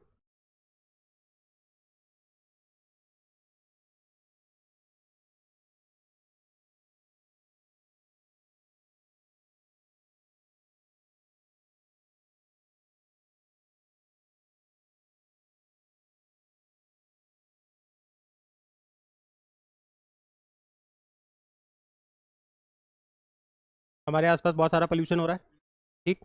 If if we are burning any living thing, या कोई ऐसी चीज जो कभी लिविंग थी, जैसे कोई पेड़, गिरा हुआ पेड़, है ना, इंसान, हम अगर उसको बर्न करेंगे तो हमें 6 गैसेस मिलेंगी हमेशा, CHONPS। If we are burning anything which is living और which was living some times back, let's say petrol और डीजल, ये फॉसिल फ्यूल्स ही तो हैं। Fossil fuels were some day they were living also. तो if we are burning them, 6 gases will always come out of them. C for carbon, H for hydrogen, O for oxygen, N for nitrogen, P for phosphorus, S for sulphur. ये हमेशा आएगा, ठीक। अब हम petrol या diesel जलाते हैं तो वो भी कभी लिविंग या नॉन लिविंग था? सॉरी, लिविंग था। तो उसमें से C निकलेगा कि नहीं? Obviously. C means carbon dioxide. Now carbon dioxide is a green house gas, is a green house gas. जब सन से रेज आएंगी तो सन से हमारे पास कैसी रेज आती हैं? वो लॉन्ग होती है कि शॉर्ट? लॉन्ग। अल्ट्रावायलेट पूरी वेव, पूरा स्पेक्ट्रम आता है भाई, यूवी नहीं आता है, XY Z सब आता है। अब हमारे पास जब वो वेव्स आती हैं, these are long waves. Long waves की क्वालिटी होती है, जब वो सरफेस पे स्ट्राइक करेंगी तो वो शॉर्ट वेव बन जाती हैं। हमारा एटमॉस्फेयर लॉन्ग वेव्स को आने देता है बट शॉर्ट वेव्स को बाहर जाने नहीं देता, similar to what we can feel in a car. Sunlight enter तो करती है because it is long wave, but the moment it strikes the mirror, it becomes a short wave, तो बाहर नहीं जा पाती। Same thing happens with our earth. ये गाड़ी में जो शीशा है, वो शीशा मान लो CO2 है, तो भाई ये लॉन्ग वेव तो आने देगी, अब शॉर्ट वेव को CO2 ट्रैप कर लेगी। अब तुम अर्थ के एटमॉस्फेयर के बाहर जितना CO2 बढ़ाओगे उतने शीशे बढ़ जाएंगे, जितने शीशे बढ़ जाएंगे गाड़ी उतनी गर्म हो जाएगी, यस और नो? नहीं हो जाएगी? हो जाएगी ऑब्वियसली। तो जितना हम ये वर्क करेंगे उतना हमारे एटमॉस्फेयर में CO2 बढ़ेगा, जितना CO2 बढ़ेगा उतना ही इसका ट्रैपिंग टेंडेंसी बढ़ेगा। समझ रहे हो? पक्का? अब देखो, लेकिन कंपनीज को बर्न तो करना ही है। अब हमने नेट जीरो कमिट कर रखा है 2070 तक, कि हम जितना कार्बन निकालेंगे उतना ही कार्बन एब्जॉर्ब कर देंगे, है ना? पक्का? तुमने चिकन खाया, चिकन खाया, तुमने कार्बन एमिट किया, है ना? अब तुमने अपने घर पे सोलर पैनल लगा लिया, जितना चिकन खाया उतना ही चिकन, उतना ही कार्बन एब्जॉर्ब कर लिया, ठीक।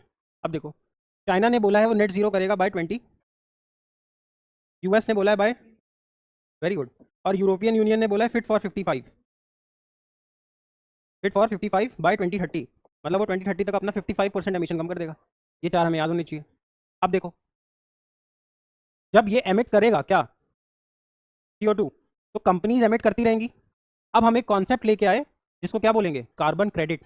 मतलब अब अगर तुमने इतना कार्बन एमिट किया हुआ है, ठीक है, कोई कंपनी ऐसी भी हो सकती है कि वो सोलर पैनल्स लगवा दे बहुत सारे, तो उसने उतना ही कार्बन एब्जॉर्ब किया, तो उसने एक सुपर कॉइन्स, जैसे फ्लिपकार्ट पे सुपर कॉइन्स रन करते हो, या तुमको कोई भी ऑनलाइन शॉपिंग ऐप पे कॉइन्स मिलते हैं, इसको वही वही कॉइन समझो। मतलब मान लो अगर मैंने अपने फैक्ट्री में इतने सोलर पैनल लगाए हैं which through which I can prove कि I was able to save 5 ton of CO2, तो a company who is releasing 5 ton of CO2 will buy this from me, credit. जैसे share market में share खरीदे बेचे जाते हैं, ऐसे ही India energy exchange नाम का एक पोर्टल है जहां पे कार्बन, जो कार्बन की क्रेडिट है वो शेयर और बेची और खरीदी जाती है। कि कोई कंपनी है वो 50 टन CO2 निकाल रही है, कोई कंपनी है जो 5 टन CO2 एब्जॉर्ब कर रही है, तो ये अपना 5 टन CO2 क्रेडिट इसको बेच देगा। समझ में आ रहा है? इसको क्या बोलते हैं, कार्बन क्रेडिट। समझ गए? पक्का? What is green hydrogen?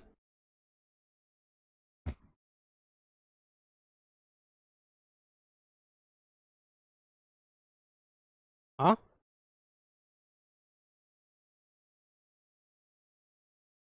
Vehicles में क्या, व्हीकल्स में तो E10 और E20 चलता है। वो नितिन गडकरी वाला मैटर आया था, याद रखना, एथेनॉल ब्लेंडेड पेट्रोलियम। अगर E10 लिखा हुआ है तो उसमें एथेनॉल कितना है, 10%। E20 है तो एथेनॉल कितना है, और E30 है तो एथेनॉल कितना है। What is green carbon, green hydrogen,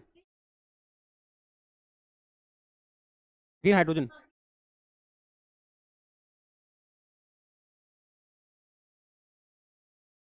होता क्या है, अभी होता क्या है, हाइड्रोजन और ग्रीन हाइड्रोजन में डिफरेंस क्या है, दोनों अलग अलग हाइड्रोजन है। How do I know if this is green hydrogen, will it be in green in colour. बोलो कोई, तुम पढ़ लो बच्चे, गूगल आई गूगलिंग। अच्छा चलो एक बढ़िया टास्क देता हूँ, गूगल पे पढ़ के देख के बता दो व्हाट इज ग्रीन हाइड्रोजन, और मुझे समझा दो। गूगल करो और मुझे नहीं तो क्यों क्यों, बताओ तो क्या होता है, कैसे होगा।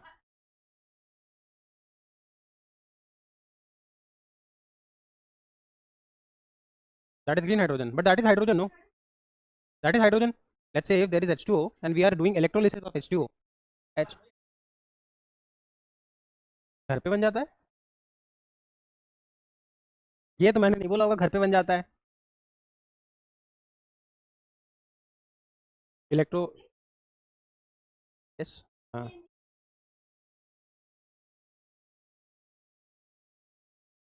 सुनो, H2O से हमें H2 मिल सकता है। Hydrogen is a clean fuel, hydrogen इसलिए क्लीन फ्यूल है क्योंकि पोल्यूशन नहीं होता। और फिर हाइड्रोजन का कैलोरीफिक वैल्यू बहुत हाई होता है। कैलोरीफिक वैल्यू बोलते हैं एक यूनिट जलाने पे कितनी एनर्जी आ रही है। और याद रखो, सॉलिड चीज चीज का कैलोरीफिक वैल्यू हमेशा कम होगा। अगर तुम कावडंक जलाओगे तो धीरे धीरे जलती है, कोल जलाओगे तो धीरे धीरे जलता है, लेकिन अगर पेट्रोल जलाओगे तो तेज जलेगा, डीजल जलाओगे तो तेज जलेगा, और अगर गैस पकड़ के जला दोगे तो और तेज जल जाएगा, सिलेंडर और तेज फटता है। जैसे जैसे किसी भी चीज का फिजिकल स्टेट चेंज होगा, सॉलिड चीज का कैलोरीफिक वैल्यू हमेशा कम होगा, कोल धीरे धीरे जलता है, पेट्रोल डीजल और तेज जलता है, और कोई गैसियस चीज बहुत तेज जलती है, सॉलिड, लिक्विड एंड गैस। अब देखो, what is green hydrogen, remember because it becomes very important. Normal hydrogen का कैलोरीफिक वैल्यू बहुत ज़्यादा है, कम यूनिट में ज़्यादा जलता है, तो we want hydrogen. Second is the pollution is also very less compare to CO2, hence we want hydrogen. अब प्रॉब्लम क्या है हाइड्रोजन बनाने में कि H2O भी अबंडेंट है। अब अगर हम H2O का इलेक्ट्रोलिसिस कर देंगे, यहाँ से इलेक्ट्रोलिसिस कर देंगे, ये स्विच बोर्ड है, हमने ये स्विच ऑन किया और यहाँ पे करंट सप्लाई दिया, करंट सप्लाई देंगे तो H+ आयन इधर आ जाएंगे और OH- इधर आ जाएंगे, O-, पढ़ा है ना, नहीं पढ़ा है, बचपन में पढ़ा होगा, H+ and O-, this is called as electrolysis. अब हमें यहाँ H+ मिल गया, now this H+ can be used as hydrogen, now this is a clean fuel. But problem क्या है, ये जो तुमने इलेक्ट्रोलिसिस किया, इसके पीछे जो तुमने एनर्जी यूज़ की, वहाँ पे कोल जला रहे होगे। मान लो मैं यहीं पे इलेक्ट्रोलिसिस करने लग जाऊँ, मैं H+ तो पा जाऊंगा हाइड्रोजन, बट प्रॉब्लम ये होगी कि मैंने जो स्विच चलाया होगा, तो यहाँ पे जो एनर्जी आ रही होगी वो तो कोल से ही आ रही होगी। तो इफेक्टिवली बनाई तो ग्रीन चीज़, पर उसके पीछे तो कोल बर्निंग कर दी ना, तो ग्रीन कैसे हुआ। ग्रीन हाइड्रोजन का कॉन्सेप्ट कहता है कि तुम सेम चीज़ें करो, सेम होगा, हाइड्रोजन वही होगा, बस ये जो स्विच होगा, इसमें जो इलेक्ट्रिसिटी आ रही होगी वो किसी रिन्यूएबल सोर्स से आ रही होगी, जैसे solar panel, wind power, nuclear power, hence the hydrogen becomes a green hydrogen. समझ में आया, कोई बात नहीं, चलें आगे। देखो पढ़ने में एग्जाम वैसे भी निकलता है, बट अगर तुम ऐसे समझ के नहीं पढ़ते हो ना, समहाउ समहाउ तुम आगे पीछे कहीं ना कहीं पीछे रहोगे, क्योंकि तुम्हें कंसेप्चुअली चीज़ आनी चाहिए, कंसेप्चुअली आती है ना, तुम 2 कॉलेज पीछे भी चले जाओगे, mark my word. Let's say तुमको कंसेप्चुअली साउंड हो, कोई जा रहा है NUJS, तुम जा रहे हो GNLU, तुम उससे बेटर कर रहे हो अपनी लाइफ में, 100% बात है। तुम्हें कंसेप्चुअली आना चाहिए, हाँ। NLU जोधपुर, चले आगे। तो ये हो गया ग्रीन क्रेडिट प्रोग्राम, ये चले आगे, सेरेबो भी हो गया, एक्सरसाइज मैत्री भी हो गया, अर्थक्वेक हो गया, GST हो गया, 2.2 भी हो गया, रेफरेंस भी हो गया, लिथियम आयन बैटरी हो गया, white goods, what are white goods, what is white economy.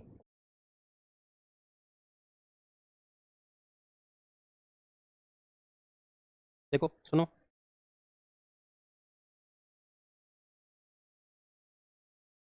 क्योंकि वर्ल्ड मैप, ठीक, अभी तुमको बोला नेट जीरो इंडिया का कर रहा है 70, चाइना का कर रहा है 50, में कौन कर रहा है, US, और फिट फॉर 55 कब आएगा, 20। 30 में कौन कर रहा है ना? पक्का? तो ये अभी बोल रही थी, वो होता है कार्बन एडजस्टमेंट मैकेनिज्म। मतलब अगर तुम्हें यूरोपियन यूनियन में कोई सामान एक्सपोर्ट करना है, मैंने ये पेन बनाई, मुझे एक्सपोर्ट करनी है वहाँ पे, एक्सपोर्ट मतलब बाहर भेजना, एक्स, एक्स मतलब चला गया, चला गया, और इम्पोर्ट मतलब आ गया। तो अब यूरोपियन यूनियन क्या करता है अपनी लोकल इंडस्ट्री को बचाने के लिए, क्योंकि अभी तुम बताओ अगर मेरे को हाइड्रोजन बनाना हो तो नॉर्मल हाइड्रोजन तेज बनाऊंगा ना, कम चीपर बनाऊंगा, यहीं पे बाल्टी डालूंगा, यहीं पानी डालूंगा, यहीं स्विच ऑन करूंगा, इलेक्ट्रोलिसिस, हाइड्रोजन आ गया। लेकिन अगर मेरे को ग्रीन हाइड्रोजन बनाना है तो मैं पहले सोलर पैनल लगाऊंगा 4 लाख का, 5 किलोवाट जो भी 3 लाख का लगवाऊंगा, तो महंगा है ना। तो प्रोडक्ट महंगा बन गया किसका? यूरोपियन यूनियन का, क्योंकि वो तो जल्दी आ रहे हैं ना फिट फॉर 55, क्योंकि उनको ग्रीन हाइड्रोजन यूज करना है, ग्रीन चीजें यूज करनी है। अब उनके यहाँ पे यही पेन मान लो बन रहा है $4 का, लगभग $320 का, और ये इंडिया वाले $2 में बना के दे रहे हैं। तो अब यूरोप में अगर ये मार्केट में पेन जाएगी तो लोग कौन सी खरीदेंगे? $2। इंसान सेल्फिश होता है, हर आदमी ऐसे ही होता है। तो अब $2 की ये पेन होगी। अब तो फिर इससे यूरोप की जो मार्केट है वो टूट जाएगी, क्योंकि समझो, इन्वेस्टमेंट बढ़ाओगे तो क्या बढ़ेगा? प्रोडक्शन, प्रोडक्शन बढ़ाओगे तो क्या बढ़ेगी? एम्प्लॉयमेंट, एम्प्लॉयमेंट बढ़ाओगे तो क्या बढ़ेगी? इनकम, इनकम बढ़ाओगे तो क्या बढ़ेगी? सेविंग, सेविंग बढ़ाओगे तो क्या बढ़ेगी? मेरे भाई, मैंने फैक्ट्री लगाई जिसमें मैं 10 पेन बनाता था, है ना, और उस 10 पेन बनाने के लिए मुझे 1 लाख की इन्वेस्टमेंट करनी पड़ी। अब मुझे अपनी प्रोडक्शन बढ़ानी है 20 पेन की, तो इन्वेस्टमेंट कितनी हो जाएगी? 2 लाख। तो इन्वेस्टमेंट बढ़ाई, प्रोडक्शन बढ़ गई। अब ये 10 पेन बनाने के लिए 2 लोग लगे थे एम्प्लॉइज, अब 20 पेन बनाने के लिए 4 एम्प्लॉय लग गए। इन्वेस्टमेंट बढ़ाई, प्रोडक्शन बढ़ा, प्रोडक्शन से क्या बढ़ा? एम्प्लॉयमेंट बढ़ी, एम्प्लॉयमेंट बढ़ी तो इनकी जेब में क्या बढ़ी? इनकम, इनकम बढ़ी, दोनों की इनकम बढ़ी। Very good. अब इनकी इनकम बढ़ गई, तो अब इनकम से क्या करता है आदमी? अगर जो भी इनकम होती है या तो उसको सेव कर लेते हो या फिर डिमांड करते हो, है ना, उनको डिमांड करते हो। तो अब ये इनकम है तो या तो डिमांड होगी या सेविंग होगी, सेविंग होगी तो ये बैंक में जाएगी, बैंक में जाएगी तो कोई उसको एज एन इन्वेस्टमेंट यूज कर लेगा।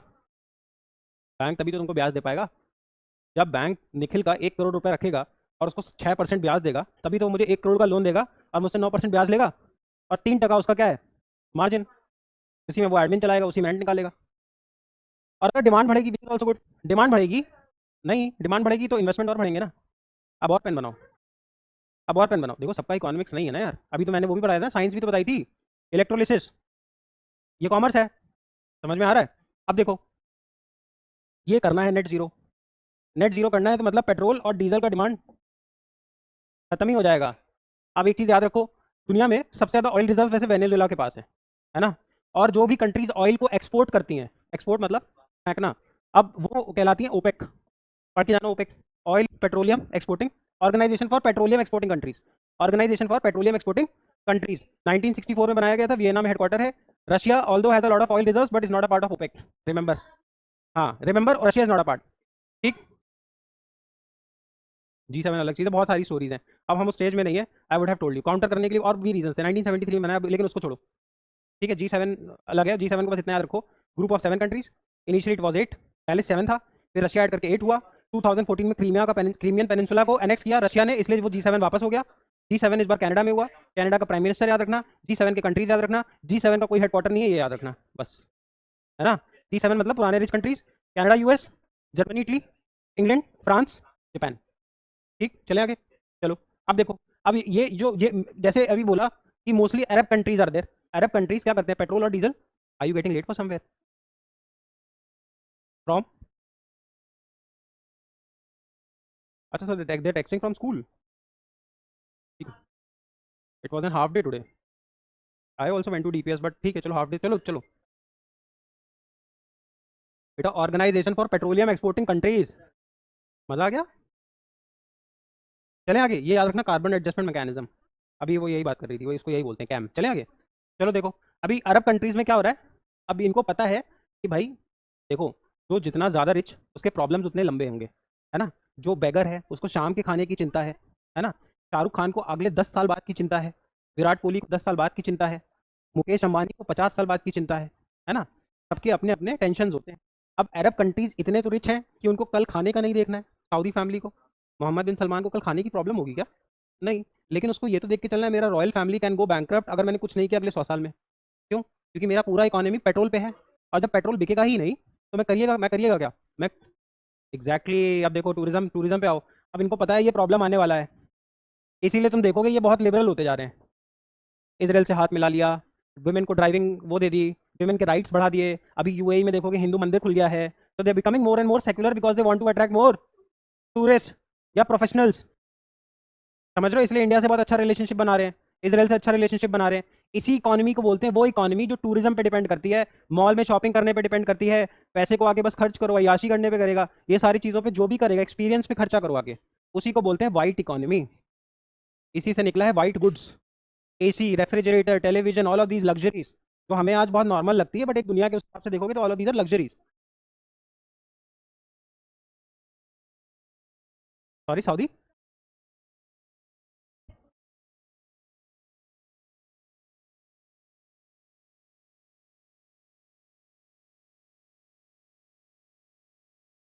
Oil, petrol. अरे बट अभी तो उनके पास मार्केट होता है ना। अगर मेरे को कोई चीज़ मैं बना रहा हूँ, मुझे पता है कि 50 साल अभी ये चलना है प्रोडक्ट, तो मैं इतना फोकस नहीं करूंगा ना। समझ रहे हो? ऐसा नहीं है वो टूरिज्म पे फोकस नहीं कर रहे हैं। पाम जुमेरा कब का है, बुर्ज खलीफा कब का है, बट अभी तो इस चीज़ को तेज करना जरूरी है भाई, क्योंकि जो उनके बड़े बायर्स हैं वो खरीदेंगे ही नहीं, बिकॉज ये बहुत दूर थोड़ी दिख रहा है। ये तुमको दूर दिख रहा है भाई, ये तुम देख लोगी। तुम लोग कब पैदा हुए हो? 2008। हाँ तो तुम ये देख लोगे, अगर तुम हेल्दी रहे तो देख नहीं लोगे भाई। यू वुड बी 62, तब नेट जीरो हो रहा होगा इंडिया का, तो बहुत दूर थोड़ी है अब। 62 हो गए मैक्सिमम, मैं 72 होऊंगा, मैं भी शायद देख लूंगा, तुम भी देख लोगे, सभी देख लेंगे। अब ये देखो, अब इस वजह से UAE and countries like these have started focusing on white economy. अब ये जो न्यूज़ थी वो ये कह रही है कि जीएसटी स्लैब जो कट हुआ है उस वजह से वाइट गुड्स पे असर पड़ा है, 28% से 18% आ गया है। मान लो पहले एसी पे 28% जीएसटी थी, अब 18 हो गई है ना? समझ पा रहे हो? बोलो बोलो जल्दी। नहीं समझ में आ रहा है? अरे मेरे भाई, dish washer, ACs, microwave, television. और लग्जरी को अपने हिसाब से नहीं देखना है कि भैया एसी कौन सा लग्जरी, ओवरऑल देखोगे तो इट इज़ एन लग्जरी। चले। सावित्री बाई फूले में एक चीज़ याद रखो, जैसे हिस्ट्री के क्वेश्चन आते रहते हैं, दादा भाई नारोजी पढ़ के जाना है ना? और हम्म बाल गंगाधर तिलक, और हम्म पराक्रम दिवस भी पढ़ सकते हो। और ये कौन सा दिवस है? अबे वो तो कितनी बार पढ़ा है, पीवाई क्यों है? प्रवासी भारतीय दिवस, एनआरआई डे 9 जनवरी। हाँ, और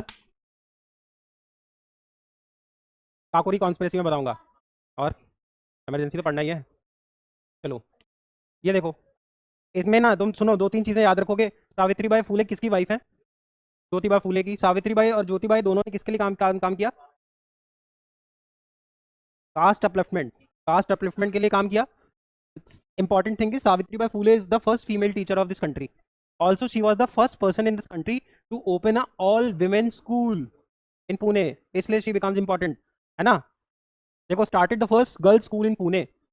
अपॉइंटेड, ये इंपॉर्टेंट नहीं है। नहीं, बस बस, हाँ। टीचर याद रखो, first female teacher, first person to school all women school and all women college. चले आगे। सावित्री बाई फूले, बोथ।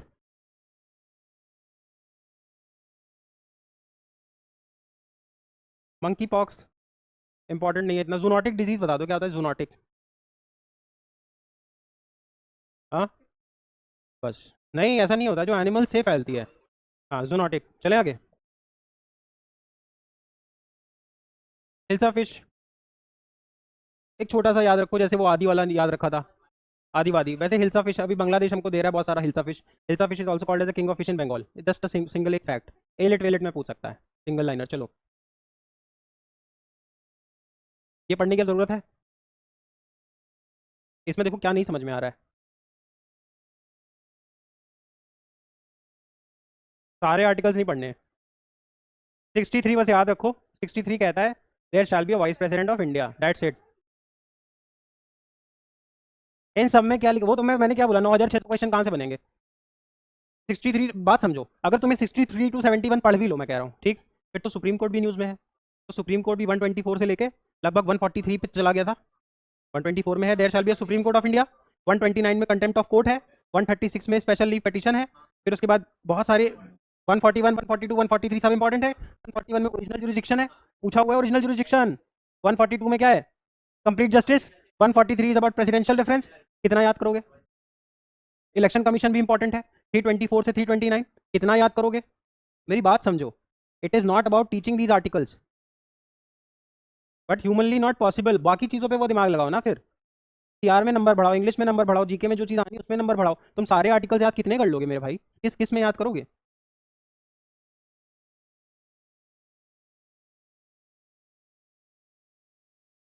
मुझे भी नहीं पता भाई। ना मुझे आज से 5 साल बाद पता होगा। मुझे क्यों पता होगा 64? मुझे ये पता है 63 से 71 के बीच में वाइस प्रेसिडेंट लिखा है। अब ये जो चीज़ें तुम यहाँ देख रहे हो, ये इन्हीं आर्टिकल्स में ही लिखी होंगी। मेरी बात समझो। जैसे कॉन्स्टिट्यूशन की किताब लाए, आज ही जाना देखना। 63 से 71 में वाइस प्रेसिडेंट लिखा है। तो उसमें ही ये सब चीज़ें लिखी है ना, कि वो वाइस प्रेसिडेंट होगा, एक्स ऑफिशियो चेयरमैन, रिमूवल कैसे होगा, अपॉइंटमेंट कैसे होगा। ये आर्टिकल वाइज ही तो लिखा होगा उसमें, कि उसके इलेक्टोरल कॉलेज में कौन होगा, उसको इलेक्ट कौन करेगा। यहाँ पे ही लिखा हुआ है, पर तुम सीक्वेंस याद करके क्या कर लोगे? समझ रहे हो?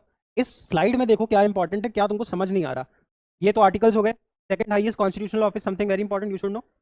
X officio chairman of Rajya Sabha, presides over Rajya Sabha, casting vote in case of a tie, very important.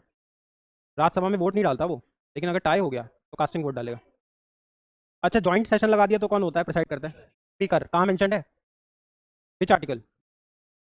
ये इंपॉर्टेंट है। देखो मैं बता, 108 मैंने बताया, इमरजेंसी होगी तो एम्बुलेंस बुलाओगे, बताया ना 108। आर्टिकल इंपॉर्टेंट है, सारे नहीं है।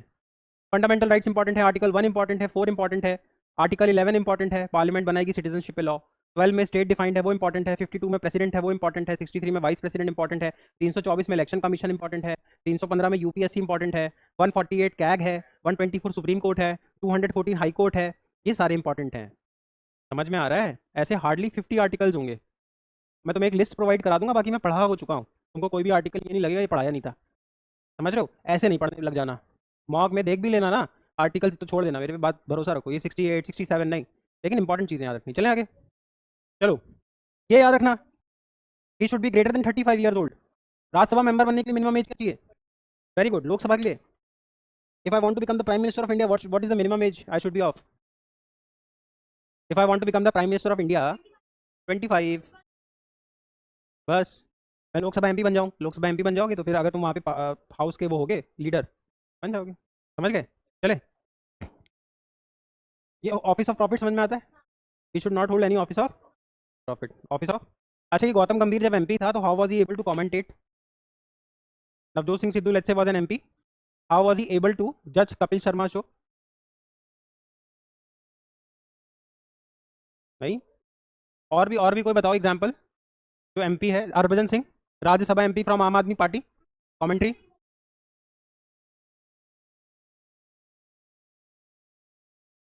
पवन सिंह। हाँ, पवन सिंह हो गया। नहीं, Pawan Singh is not an MP. Ravi Kishan, Manoj Tiwari, all of these are MP. हाँ, तो अभी इनका देखो, इन सब में सबसे बढ़िया कौन है? हाँ, even I don't watch, but अभी रील्स वील्स में तो सबको समझ में आ जाता है कि कौन कौन है। Pawan Singh. I don't watch, because मैं वेस्ट यूपी का हूँ, तो मुझे वहाँ का लैंग्वेज समझ में नहीं आता। लेकिन अभी ऐसे ऐसे मुझसे पूछोगे तो Pawan Singh is very popular and he is also very confident about whatever he does. जो भी है, he is very confident, he is very, अभी ये सब चीज़ों पे नहीं आ रहा, वहाँ तक तो मैंने दिमाग ही नहीं लगाया था। But he seems very confident. चलो, Indian citizen 35 year old qualified to be elected, कौन सा नाम बताना था? हम्म? चलो कोई बात नहीं। बलिया। हाँ, she would be knowing all, I guess वहाँ पे तो ये। हम्म? अच्छा। चलो, अच्छा, बलिया का एक चीज़ बहुत फेमस है, Ballia was the first region of this country to declare independence. हाँ, दैट इज वाई बलिया को बागी बलिया बोलते हैं। पढ़ना थोड़ा बलिया के बारे में। Ballia is a bordering district between UP and Bihar. If the moment you enter Ballia, वैसे ही तुम बिहार में आ जाते हो। तुम जैसे ही यूपी छोड़ोगे तो बलिया लगते ही बिहार लग जाता है। चलें आगे। अब देखो, ये भी इंपॉर्टेंट है। वाइस प्रेसिडेंट का ओथ कौन लेता है? President of India. टर्म कितना है? 5 years. Eligible for re election, resigns to the president. ये छोटी छोटी चीज़ें ध्यान रखना, वहाँ पे क्वेश्चन आ जाएगा, फिर कंफ्यूज हो जाओगे। वाइस प्रेसिडेंट रेजिग्नेशन किसको देगा? प्रेसिडेंट को। चलो, ये क्या है? ग्रैंड इथोपियन रेनेसा डैम, ये भी इंपॉर्टेंट है, मार्क कर लो, इंपॉर्टेंट है, क्वेश्चन आना चाहिए। GERD, what is GERD? अच्छा, world's longest river, very good. Nile. नील। World's largest river, longest largest एक कैसे हो सकता है? हम्म?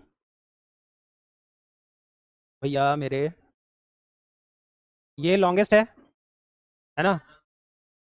लार्जेस्ट ये है, लॉन्गेस्ट एंड लार्जेस्ट। वाटर किस में ज़्यादा है? वॉल्यूम कैसे आता है? Pi r square h. Almost almost I read almost all subjects. Pi r square h. तो आर किसका ज़्यादा है? तो हो सकता है हाइट कम भी होगा पर वॉल्यूम ज़्यादा होगा। दिस इज, अब यार वो तो चेंज हो जाएगा ना फिर। अब हाँ मतलब वो तो है ही मेरे भाई। अब अगर ये ऐसे है, ये ऐसे है और ये ऐसे है, वाटर किस में ज़्यादा है?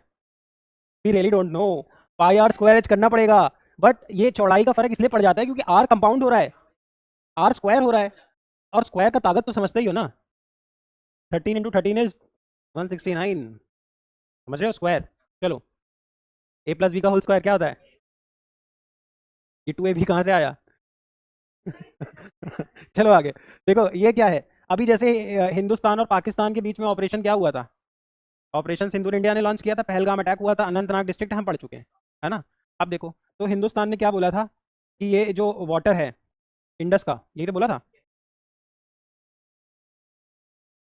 इंपॉर्टेंट है, ये पढ़ा चुका हूँ मैं, तो रिवाइज कर लेना। सुनो, ये देखो, ये मान लो मैप है इंडिया का। अब यहाँ पे चाइना में एक जगह है मानसरोवर, तिब्बत में। मानसरोवर कहाँ पे है? तिब्बत में। और तिब्बत 1959 में किसने कैप्चर कर लिया था? चाइना ने। ठीक। अब तिब्बत में एक जगह है मानसरोवर, मानसरोवर से एक रिवर ओरिजिनेट होती है जिसका नाम है क्या? गंगा तो उत्तरकाशी इंडिया से होती है। इंडस। इंडस जाती है कश्मीर से होते हुए पाकिस्तान में, यहाँ पे कराची है, कराची में बे ऑफ बंगाल में गिर जाती है। यही तो होता है। इसीलिए जो इंडस है वो कश्मीर के थ्रू जाती है। पर हमसे क्वेश्चन पूछता है कि इंडस का पानी कहाँ कहाँ तक कभी जाता है, तो पंजाब और राजस्थान भी आ जाएगा। क्यों? हमने कैनाल्स बना रखे हैं। जैसे राजस्थान का जितना पानी है वो इंदिरा गांधी कैनाल से आता है। इंदिरा गांधी कैनाल का पानी कहाँ से आता है? Indus, Indus. ठीक। अब ये इंडस रिवर जा रही है। अब हमने 1960 में कर रखी है Indus water treaty. Indus water treaty. Very good, Ayub Khan and Jawaharlal Nehru. और इसको नेगोशिएट कराया था किसने? World Bank. और इसकी मीटिंग होती थी every 2 years. Biennial. Biennial. Biennial mean something something which is happening every 2 years. अब ये हो गया इंडस वाटर ट्रीटी। अब इसमें हमने क्या किया था? ICJ और RCP। इंडस, चेनाब, झेलम। इसका अपर राइपेरियन गया इंडिया के पास, लोअर राइपेरियन गया पाकिस्तान। अपर राइपेरियन मतलब ऊपर का रीजन, लोअर राइपेरियन मतलब नीचे का। और RBS, Ravi Beas and Sutlej, Royal Bank of Scotland.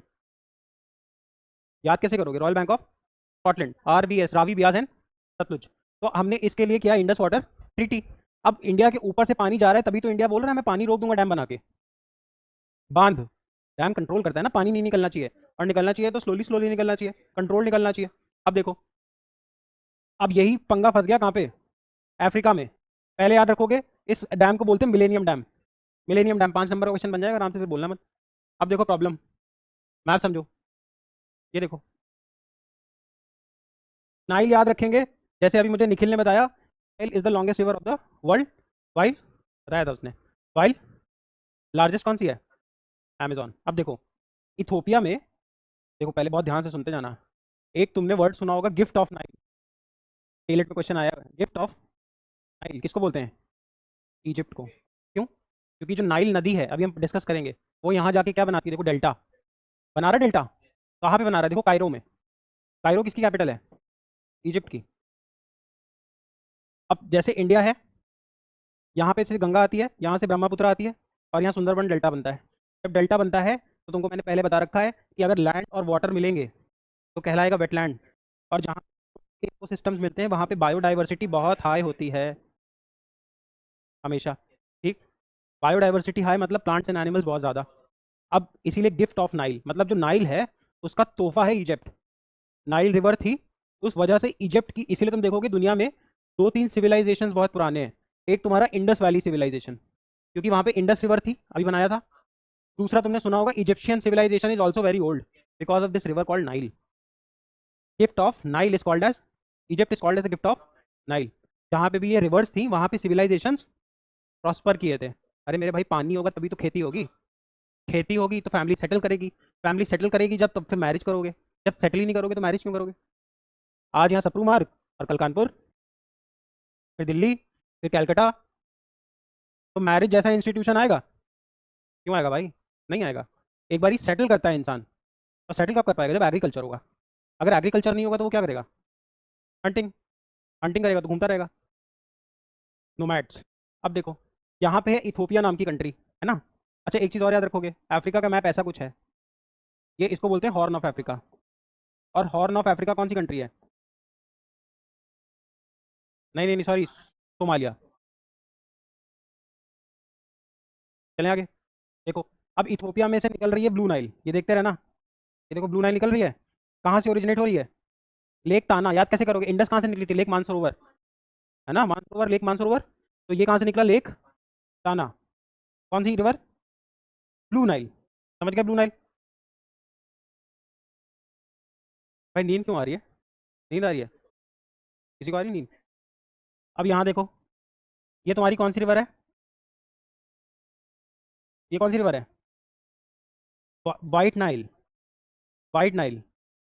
अब देखो, वाइट नाइल और ब्लू नाइल दोनों मिल गई।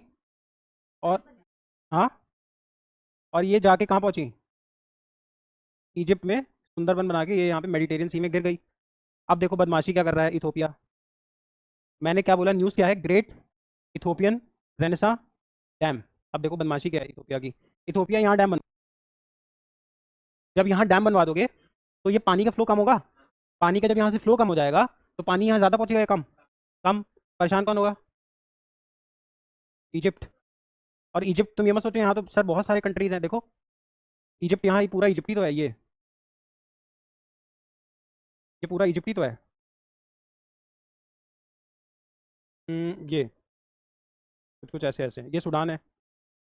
मतलब इथोपिया के डैम बनाने से water flow in Egypt will decrease, that is why there is a lot of protest from whom? Egypt. That is why Great Ethiopia Renaissance Dam is in news. चलें, समझ में आया? White Nile and Blue Nile. Nile is the longest river. Egypt is called as gift of Nile. Capital of Egypt is Cairo. चलो, Egypt is famous for the pyramids. Pyramids and also they are famous for, ये अपने chemicals के लिए बहुत famous है। मैं उसमें जाना नहीं चाह रहा हूँ। और अपने ये जो जैसे, क्योंकि जो मम्मीज़ का कॉन्सेप्ट है वो कहाँ से आया? इजिप्ट से। उनके पास वैसे केमिकल्स होते थे जो जो बॉडी गला लेते थे, बॉडी प्रिजर्व कर लेते थे। तभी तो मैं तुमसे बोल रहा हूँ एंशियंट सिविलाइजेशन हैं ये सब। Mesopotamia, Iraq. इसीलिए तुम बोलो, देखोगे अल्लाह, अल्लाह's ओन सिटी बोलते हैं इराक को। Iraq is also a very common centre. Mesopotamian, ये इंडस, और ये इजिप्शियन, और इवन सम सॉर्ट चाइनीज। ये तीन चार सिविलाइजेशन बहुत पुराने हैं। इसीलिए अफ्रीका को बोलते हैं क्रैडल ऑफ सिविलाइजेशन। एशिया को बोलते हैं cradle of civilisation, cradle of humans, cradle of humankind. Cradle का मतलब क्या होता है? पालना। Hands that rock the cradle, cradle rule the world. Hands that rocks the cradles rules the world. वो हाथ जो पालना चलाएंगे वो क्या करेंगे? रूल करेंगे। विमेन एम्पावरमेंट पे लिखते हैं। तो क्रैडल मतलब जो इंसानों का क्रैडल है, ह्यूमंस, वो कहाँ से आ रहे हैं? अफ्रीका से। और इंसानों ने सिविलाइजेशन कहाँ से सीखा? एशिया से। What is civilisation? What is culture? Anything which is repetitive and reinforce is culture. कोई भी ऐसी चीज जो बार बार हो रही है और हम पे बिना रीजन के डाली जाती है, वो कल्चर है। Let's say in Hinduism someone, if we are touching the feet of elder, were we given any reason to do so? Were we given any reason to do so? No, but Muslims don't, Christians don't. Culture, anything which is reinforced. Reinforced, parents ने ही बता दिया। और repetitive, करते आ रहे हैं, culture. A Hindu women wearing a bindi, is there any sense to it? No, culture। चलो,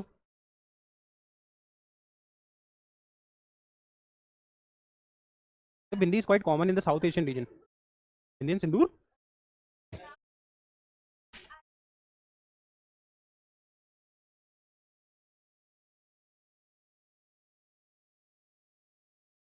अपना भी संभाल रही है, उसका भी संभाल रही है। जब उन्होंने हिजाब पहन लिया तो सिंदूर दिख कैसे रहा है?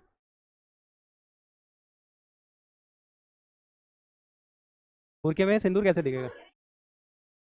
वो हिजाब होता है, हिजाब में भी सिंदूर नहीं दिखता। मैं बताता हूँ क्यों। क्योंकि हिजाब का लॉजिक होता है बाल छुपाने हैं। जब बाल छुपाने हैं तो हेयरलाइन छुपानी है, हेयरलाइन छुपानी तो सिंदूर दिखेगा नहीं।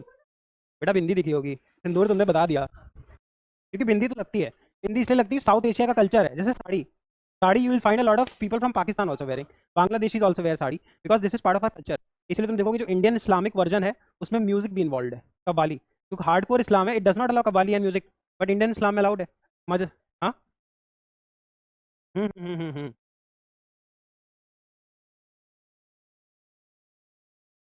हम्म, पढ़ा रखा है ये। चलें आगे, पढ़ के जाना, ये इंपॉर्टेंट है क्योंकि अभी इसका डेफिनेशन चेंज हो गया है। अब हम जब लिटरेसी देखेंगे तो हम डिजिटल लिटरेसी भी देखेंगे, फाइनेंशियल फाइनेंशियल भी देखेंगे। फाइनेंशियल लिटरेसी मतलब जीपे चलाना, बैंक में खाता होना, ये भी तो फाइनेंशियल लिटरेसी का पार्ट है ना।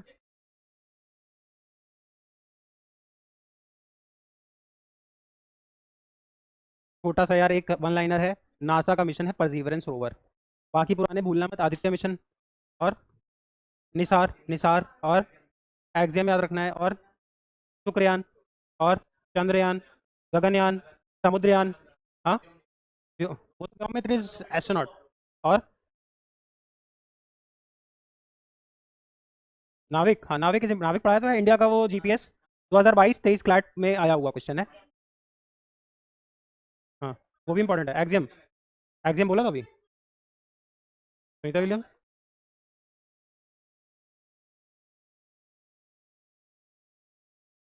क्या चीज़?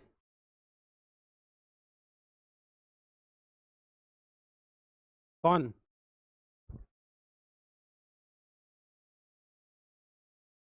तो थोड़ा बहुत पढ़ के जाओ, बहुत ज़्यादा डिटेल में मत पढ़ के जाओ। हाँ हाँ, फैल्कन। ज्ञान भारतम मिशन भी करा रखा है। मैन्यूस्क्रिप्ट बताया तो था, डिटेल में बताया था। 23 सितंबर तो हम कर ही चुके थे। मैन्यूस्क्रिप्ट्स को हम प्रिजर्व करेंगे, पढ़ के जाना। ये इंपॉर्टेंट नहीं, आर्टिफिशियल रेन इंपॉर्टेंट नहीं है। बस एक छोटी सी लाइन याद रखो, ये केमिकल्स यूज़ करके you can make artificial rain. जो मूवी में शूटिंग होती है, high budget movies, low budget तो वेट कर लेगी, बारिश होगी तभी शूट करेंगे। लेकिन हाई बजट मूवीज़ में क्या होता है, पहले भी ऐसे ही होता था, हम आर्टिफिशियली रेन करा सकते हैं। ये जोग्राफी है, मैं इसमें जा नहीं रहा हूँ। बारिश होने के लिए हाइड्रोस्कोपिक वो होना चाहिए तुम्हारे पास, एक एक फिनोमिना होता है जहाँ पे छोटा सा पार्टिकल होगा, जिसको हाइड्रोस्कोपिक बोलेंगे। वो क्या करता है, अपने साथ मॉइस्चर अट्रैक्ट कर लेता है, जोग्राफी है। तो बादल बन जाते हैं, बादल में पानी होता है, वो पानी टेम्परेचर प्रेशर वेरिएशन की वजह से गिर जाता है। लैंड ब्रीज सी ब्रीज क्यों होती है? ज़मीन जल्दी ठंडी होती है, पानी रात में, और दिन में जल्दी कौन गर्म होता है? लैंड ब्रीज सी। चलो छोड़ो, जोग्राफी है, नहीं कुछ।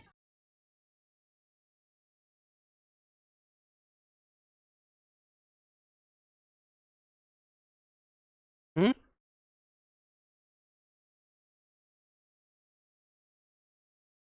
दीदी। अब आओ, share buyback. What is share buyback?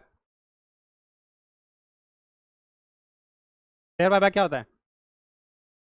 Elite में पूछेगा, पूछेगा तो क्लाट में नहीं पूछेगा, क्योंकि एलिट एफआईआई पूछ चुका है, एफडीआई पूछ चुका है। एफडीआई पता है, एफआईआई पता है, हॉट मनी पता है। ठीक है, चलो। अभी देखो एक चीज़ और समझो, बायबैक।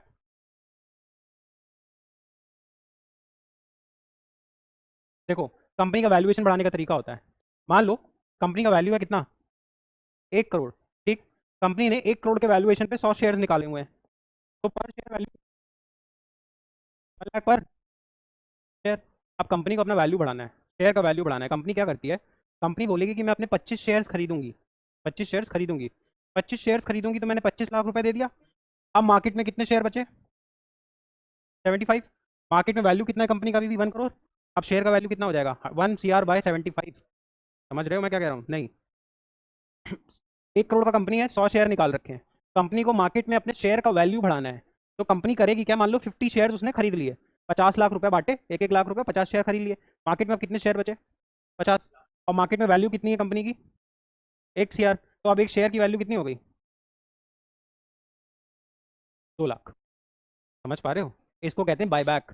जब कंपनी को इनिशियली ग्रोथ चाहिए होती है, तो वो पैसा उठाती है through IPO, initial public offering. अगर कोई कंपनी है जिसमें एक बंदा ओनर है, तो it is called as proprietorship. एक कंपनी है जिसमें ओनर 2 से 50 के बीच में है, it is called as private limited company. If a company has more than 50 members, it is called as public company, या लेट्स से लिमिटेड कंपनी। हमारे आसपास सबसे ज़्यादा कौन सी कंपनीज होती हैं? Private limited. 2 ओनर है, प्राइवेट लिमिटेड। 50 तक प्राइवेट लिमिटेड, 50 प्लस लिमिटेड। ठीक, limited company, private limited company और प्रोप्राइटरशिप। बाय बैक क्यों करती हैं कंपनीज? सबसे पहले मान लो शेयर निकालना है। ठीक, अब जब शेयर निकालोगे, that is called as initial public offering. Share निकालने के 2 मार्केट्स हैं, previous year question, NSC national stock exchange and BSE Bombay stock exchange. Bombay stock exchange is the oldest stock exchange of Asia. NSC is there in New Delhi, Bombay stock exchange is in Bombay. पढ़ लोगे, दलाल street पे है। चलें, अब share buyback यही होता है। अब इनिशियल पब्लिक ऑफरिंग में शेयर निकाल दिया कि मेरा एक शेयर 1 लाख रुपए का है, मैं 50 शेयर निकाल रहा हूँ, मेरे को 50 लाख रुपए, तो 50 लोग एक एक शेयर लेके चले जाओ। अब मुझे पता चल रहा है मेरे को अपनी कंपनी का वैल्यू बढ़ाना है, शेयर का वैल्यू बढ़ाना है, तो मैं कुछ शेयर्स खरीद लूंगा। बाय बैक, बाय बैक, खुद वापस खरीद लिया। बाय होता तो खरीद लिया, बाय बैक मतलब कभी बेचा था। अब जैसे ही मैंने वो 50 शेयर्स बेचे, खरीदे वापस, मेरे 50 लाख चले तो गए, पर अब मार्केट में मेरे शेयर कितने फ्लोट कर रहे हैं? 50 वैल्यू। मेरे शेयर, एक शेयर का वैल्यू कितना हो गया? 2 लाख रुपए। इसलिए कंपनीज बायबैक करती हैं अपने शेयर की वैल्यू को इन्हांस करने के लिए। समझ में आया? अब आईटी इंडस्ट्री जो हमारी है, उसमें सबसे बड़ा बायबैक हुआ अब तक की हिस्ट्री का सितंबर में, जब इन्फोसिस ने 18,000 करोड़ रुपए खर्च किए अपने शेयर्स को वापस खरीदने के लिए। हमें याद नहीं रखना इन्फोसिस, हमें थोड़ा सा आना चाहिए व्हाट इज बायबैक। वो भी क्यों? जीके में बहुत मुश्किल है पूछे, पर सीआर में, इंग्लिश में, पैसेज में डाल देगा बायबैक। अब तुमको बायबैक समझे नहीं आ रहा, तुम पैसेज कैसे सॉल्व कीजिएगा? समझ में आया? जैसे 2022 क्लैट में गिग इकोनॉमी पूछ दिया, एंटीसिपेटरी बेल, ये लीगल में करना आयुष सर के साथ, है ना? और आयुष सर अच्छा पढ़ा देंगे। क्या होती है? बस मुझे अच्छा छोटे छोटे क्वेश्चन बता दो। Is anticipatory bail a fundamental right? Is bail a fundamental right?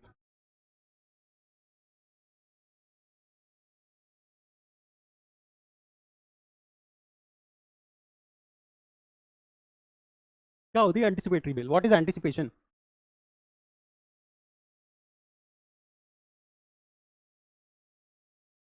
हाँ,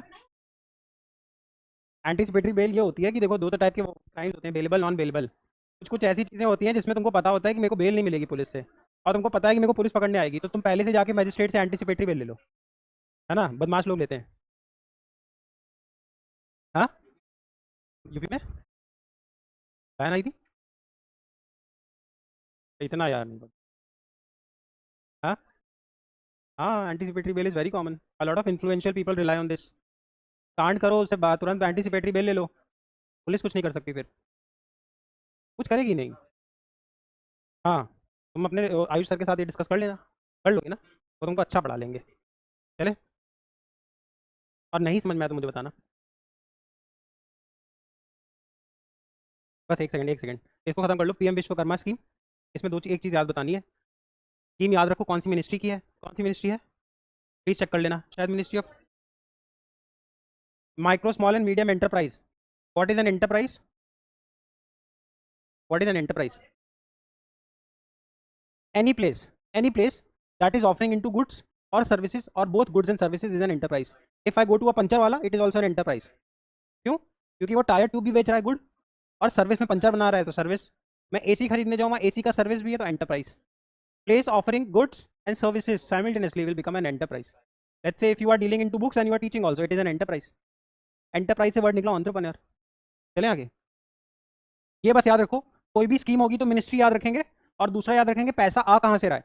अगर सेंट्रल सेक्टर लिखा है तो सारा पैसा सेंटर दे रहा है, और सेंट्रल स्पॉन्सर्ड लिखा है तो both centre and state are contributing. ठीक हो? तो मैं पकड़ लूंगा। चलें? यस, क्वेश्चन बताओ क्या है। अच्छा, बस एक क्लास, सॉरी, इसे कर लेते हैं। लोथल क्या है? ये पढ़ाया, national maritime heritage complex.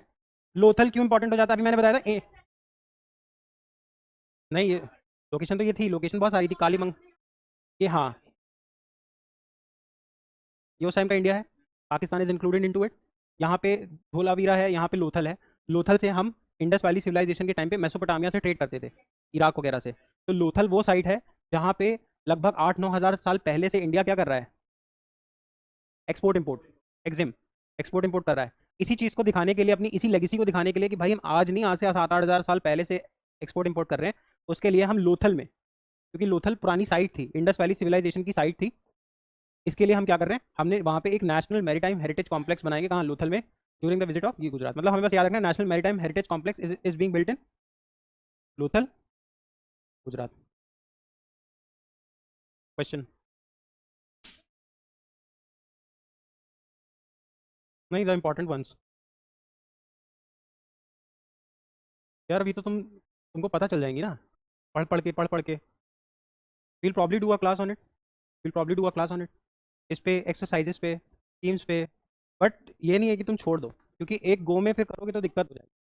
Maximum 15 to 18 schemes we should remember, उसके ऊपर अगर हम 60-70 स्कीम्स पढ़ रहे हैं तो हम बेवकूफ़ हैं, क्योंकि हमें एक्सरसाइजेस भी पढ़नी है, हमें बड़े बड़े हेडक्वार्टर्स भी पढ़ने हैं, हमें बहुत सारी चीज़ें भी रटनी है ना, फिर हमें स्पोर्ट्स के इवेंट्स भी रटने हैं, तो हम कितनी एक्सरसाइज।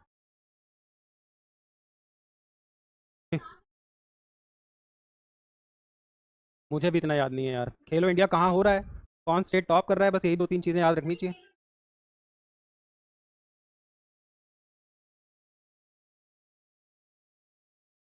इसमें एक लाइन याद रखोगे, प्रगति प्लेटफॉर्म किसके लिए, ब्यूरोक्रेट्स और मोदी जी साथ में बैठते हैं और इंडिया की डेवलपमेंट देखते हैं, कौन कौन सारे, होम सेक्रेटरी, ये सारे लोग ब्यूरोक्रेट्स, और ये एक लाइन, सिंगल लाइन याद रखो बस। जी स्टैट। जी स्टैट क्या है? जीएसटी से रिलेटेड कोई प्रॉब्लम आएगी तो एपेलेट ट्राइब्यूनल, जहाँ तुम कंप्लेन करने जाओगे, समझ गए? पक्का?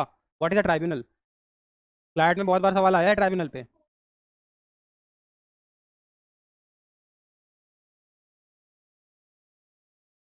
कोर्ट जो होगी वो स्पेसिफिक ऑल जुडिशियल मैटर्स ले लेगी, और कोर्ट में जुडिशियल मेंबर ही बैठते हैं। ट्राइब्यूनल क्या है? ट्राइब्यूनल जो है नया कॉन्सेप्ट है, याद देखो आर्टिकल 323 ए में मेंशन है, बड़ा ए मतलब कॉन्स्टिट्यूशन में बाद में इंट्रोड्यूस हुआ, 323 ए, 323 बी। ट्राइब्यूनल का मतलब होता है, ट्राइब्यूनल मतलब इसमें जुडिशियल और एग्जीक्यूटिव दोनों के मेंबर बैठेंगे, जैसे national green tribunal, company law tribunal.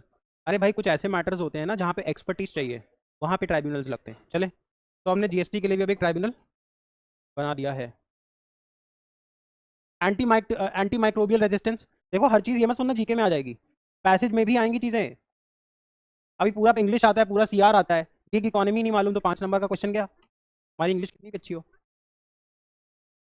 323 ए क्या होता है कि एंटी माइक्रोबियल रेजिस्टेंस, जीके में नहीं पूछेगा लेकिन पैसेज में डाल देगा।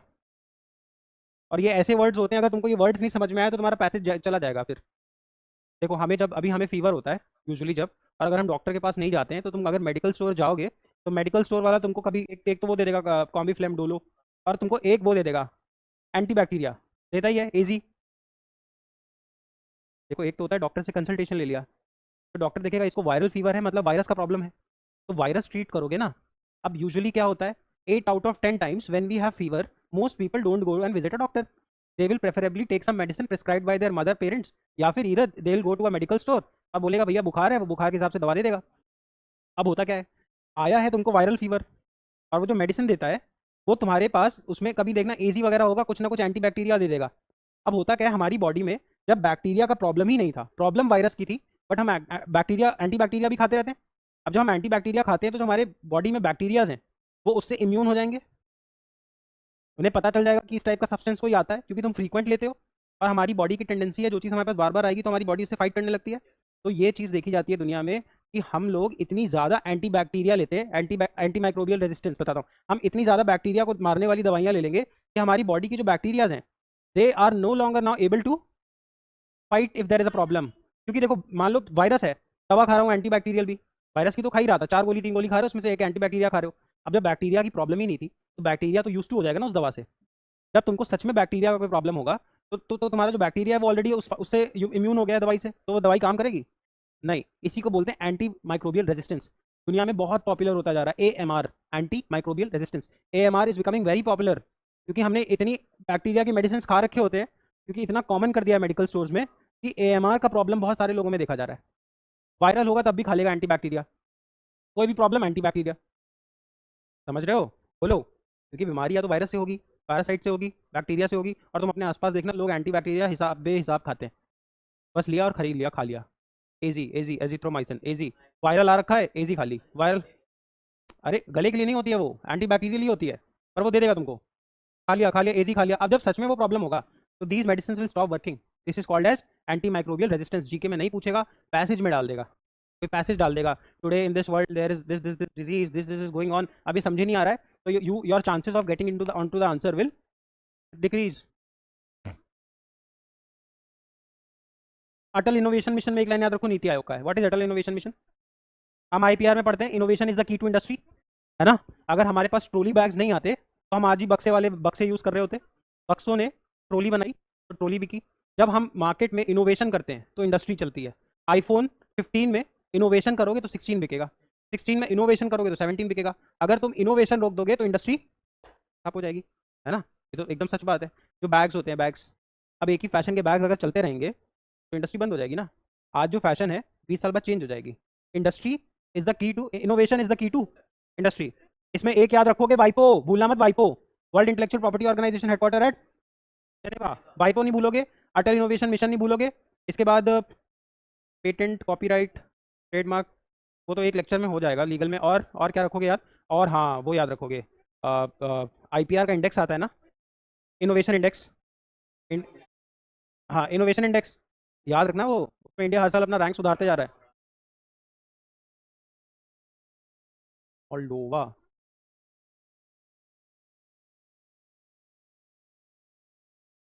न्यूज़ में था मोल्डोवा। लोकेशन याद रखो, लैंडलॉक कंट्री है, यूरोप में है।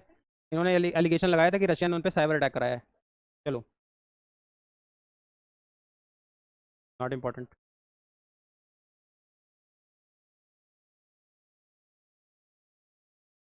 एससीओ पढ़ लेंगे, बोलो।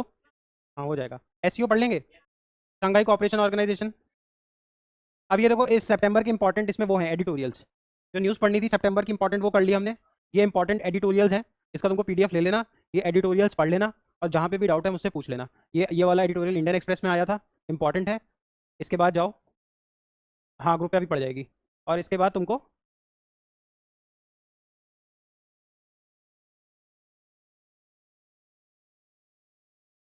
फिर उसके बाद ये पढ़ लेना, ये भी एससीओ पे है। ये भी इंडियन एक्सप्रेस पे आया था एडिटोरियल, इंपॉर्टेंट एडिटोरियल है सितंबर के।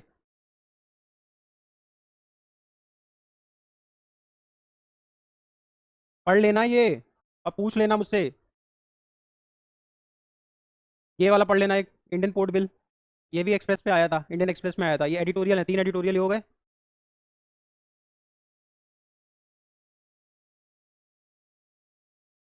ये आया था page 14, the foreign capital question. ये देखो प्रेसिडेंशियल रेफरेंस पढ़ा दिया अभी मैंने, इस पे भी एडिटोरियल आया था। तो ये इंपॉर्टेंट एडिटोरियल्स हैं, इनको पढ़ लेना, ये पैसेज में या फिर कहीं कहीं आ जाएंगे। ये भी एक इंपॉर्टेंट होगा।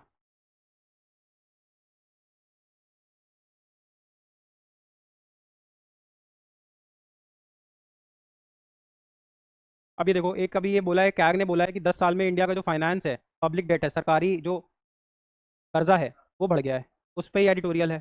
ठीक, कैग का बेसिक बेसिक हमें मालूम है, constitutional body, article 148, retirement at 65 और 6 years whichever is earlier, removal similar to a supreme court जज, CAG audits the account of centre and state governments both, remember all of this. बस, that's it. चले, what's the time? चलो, समझ में आया?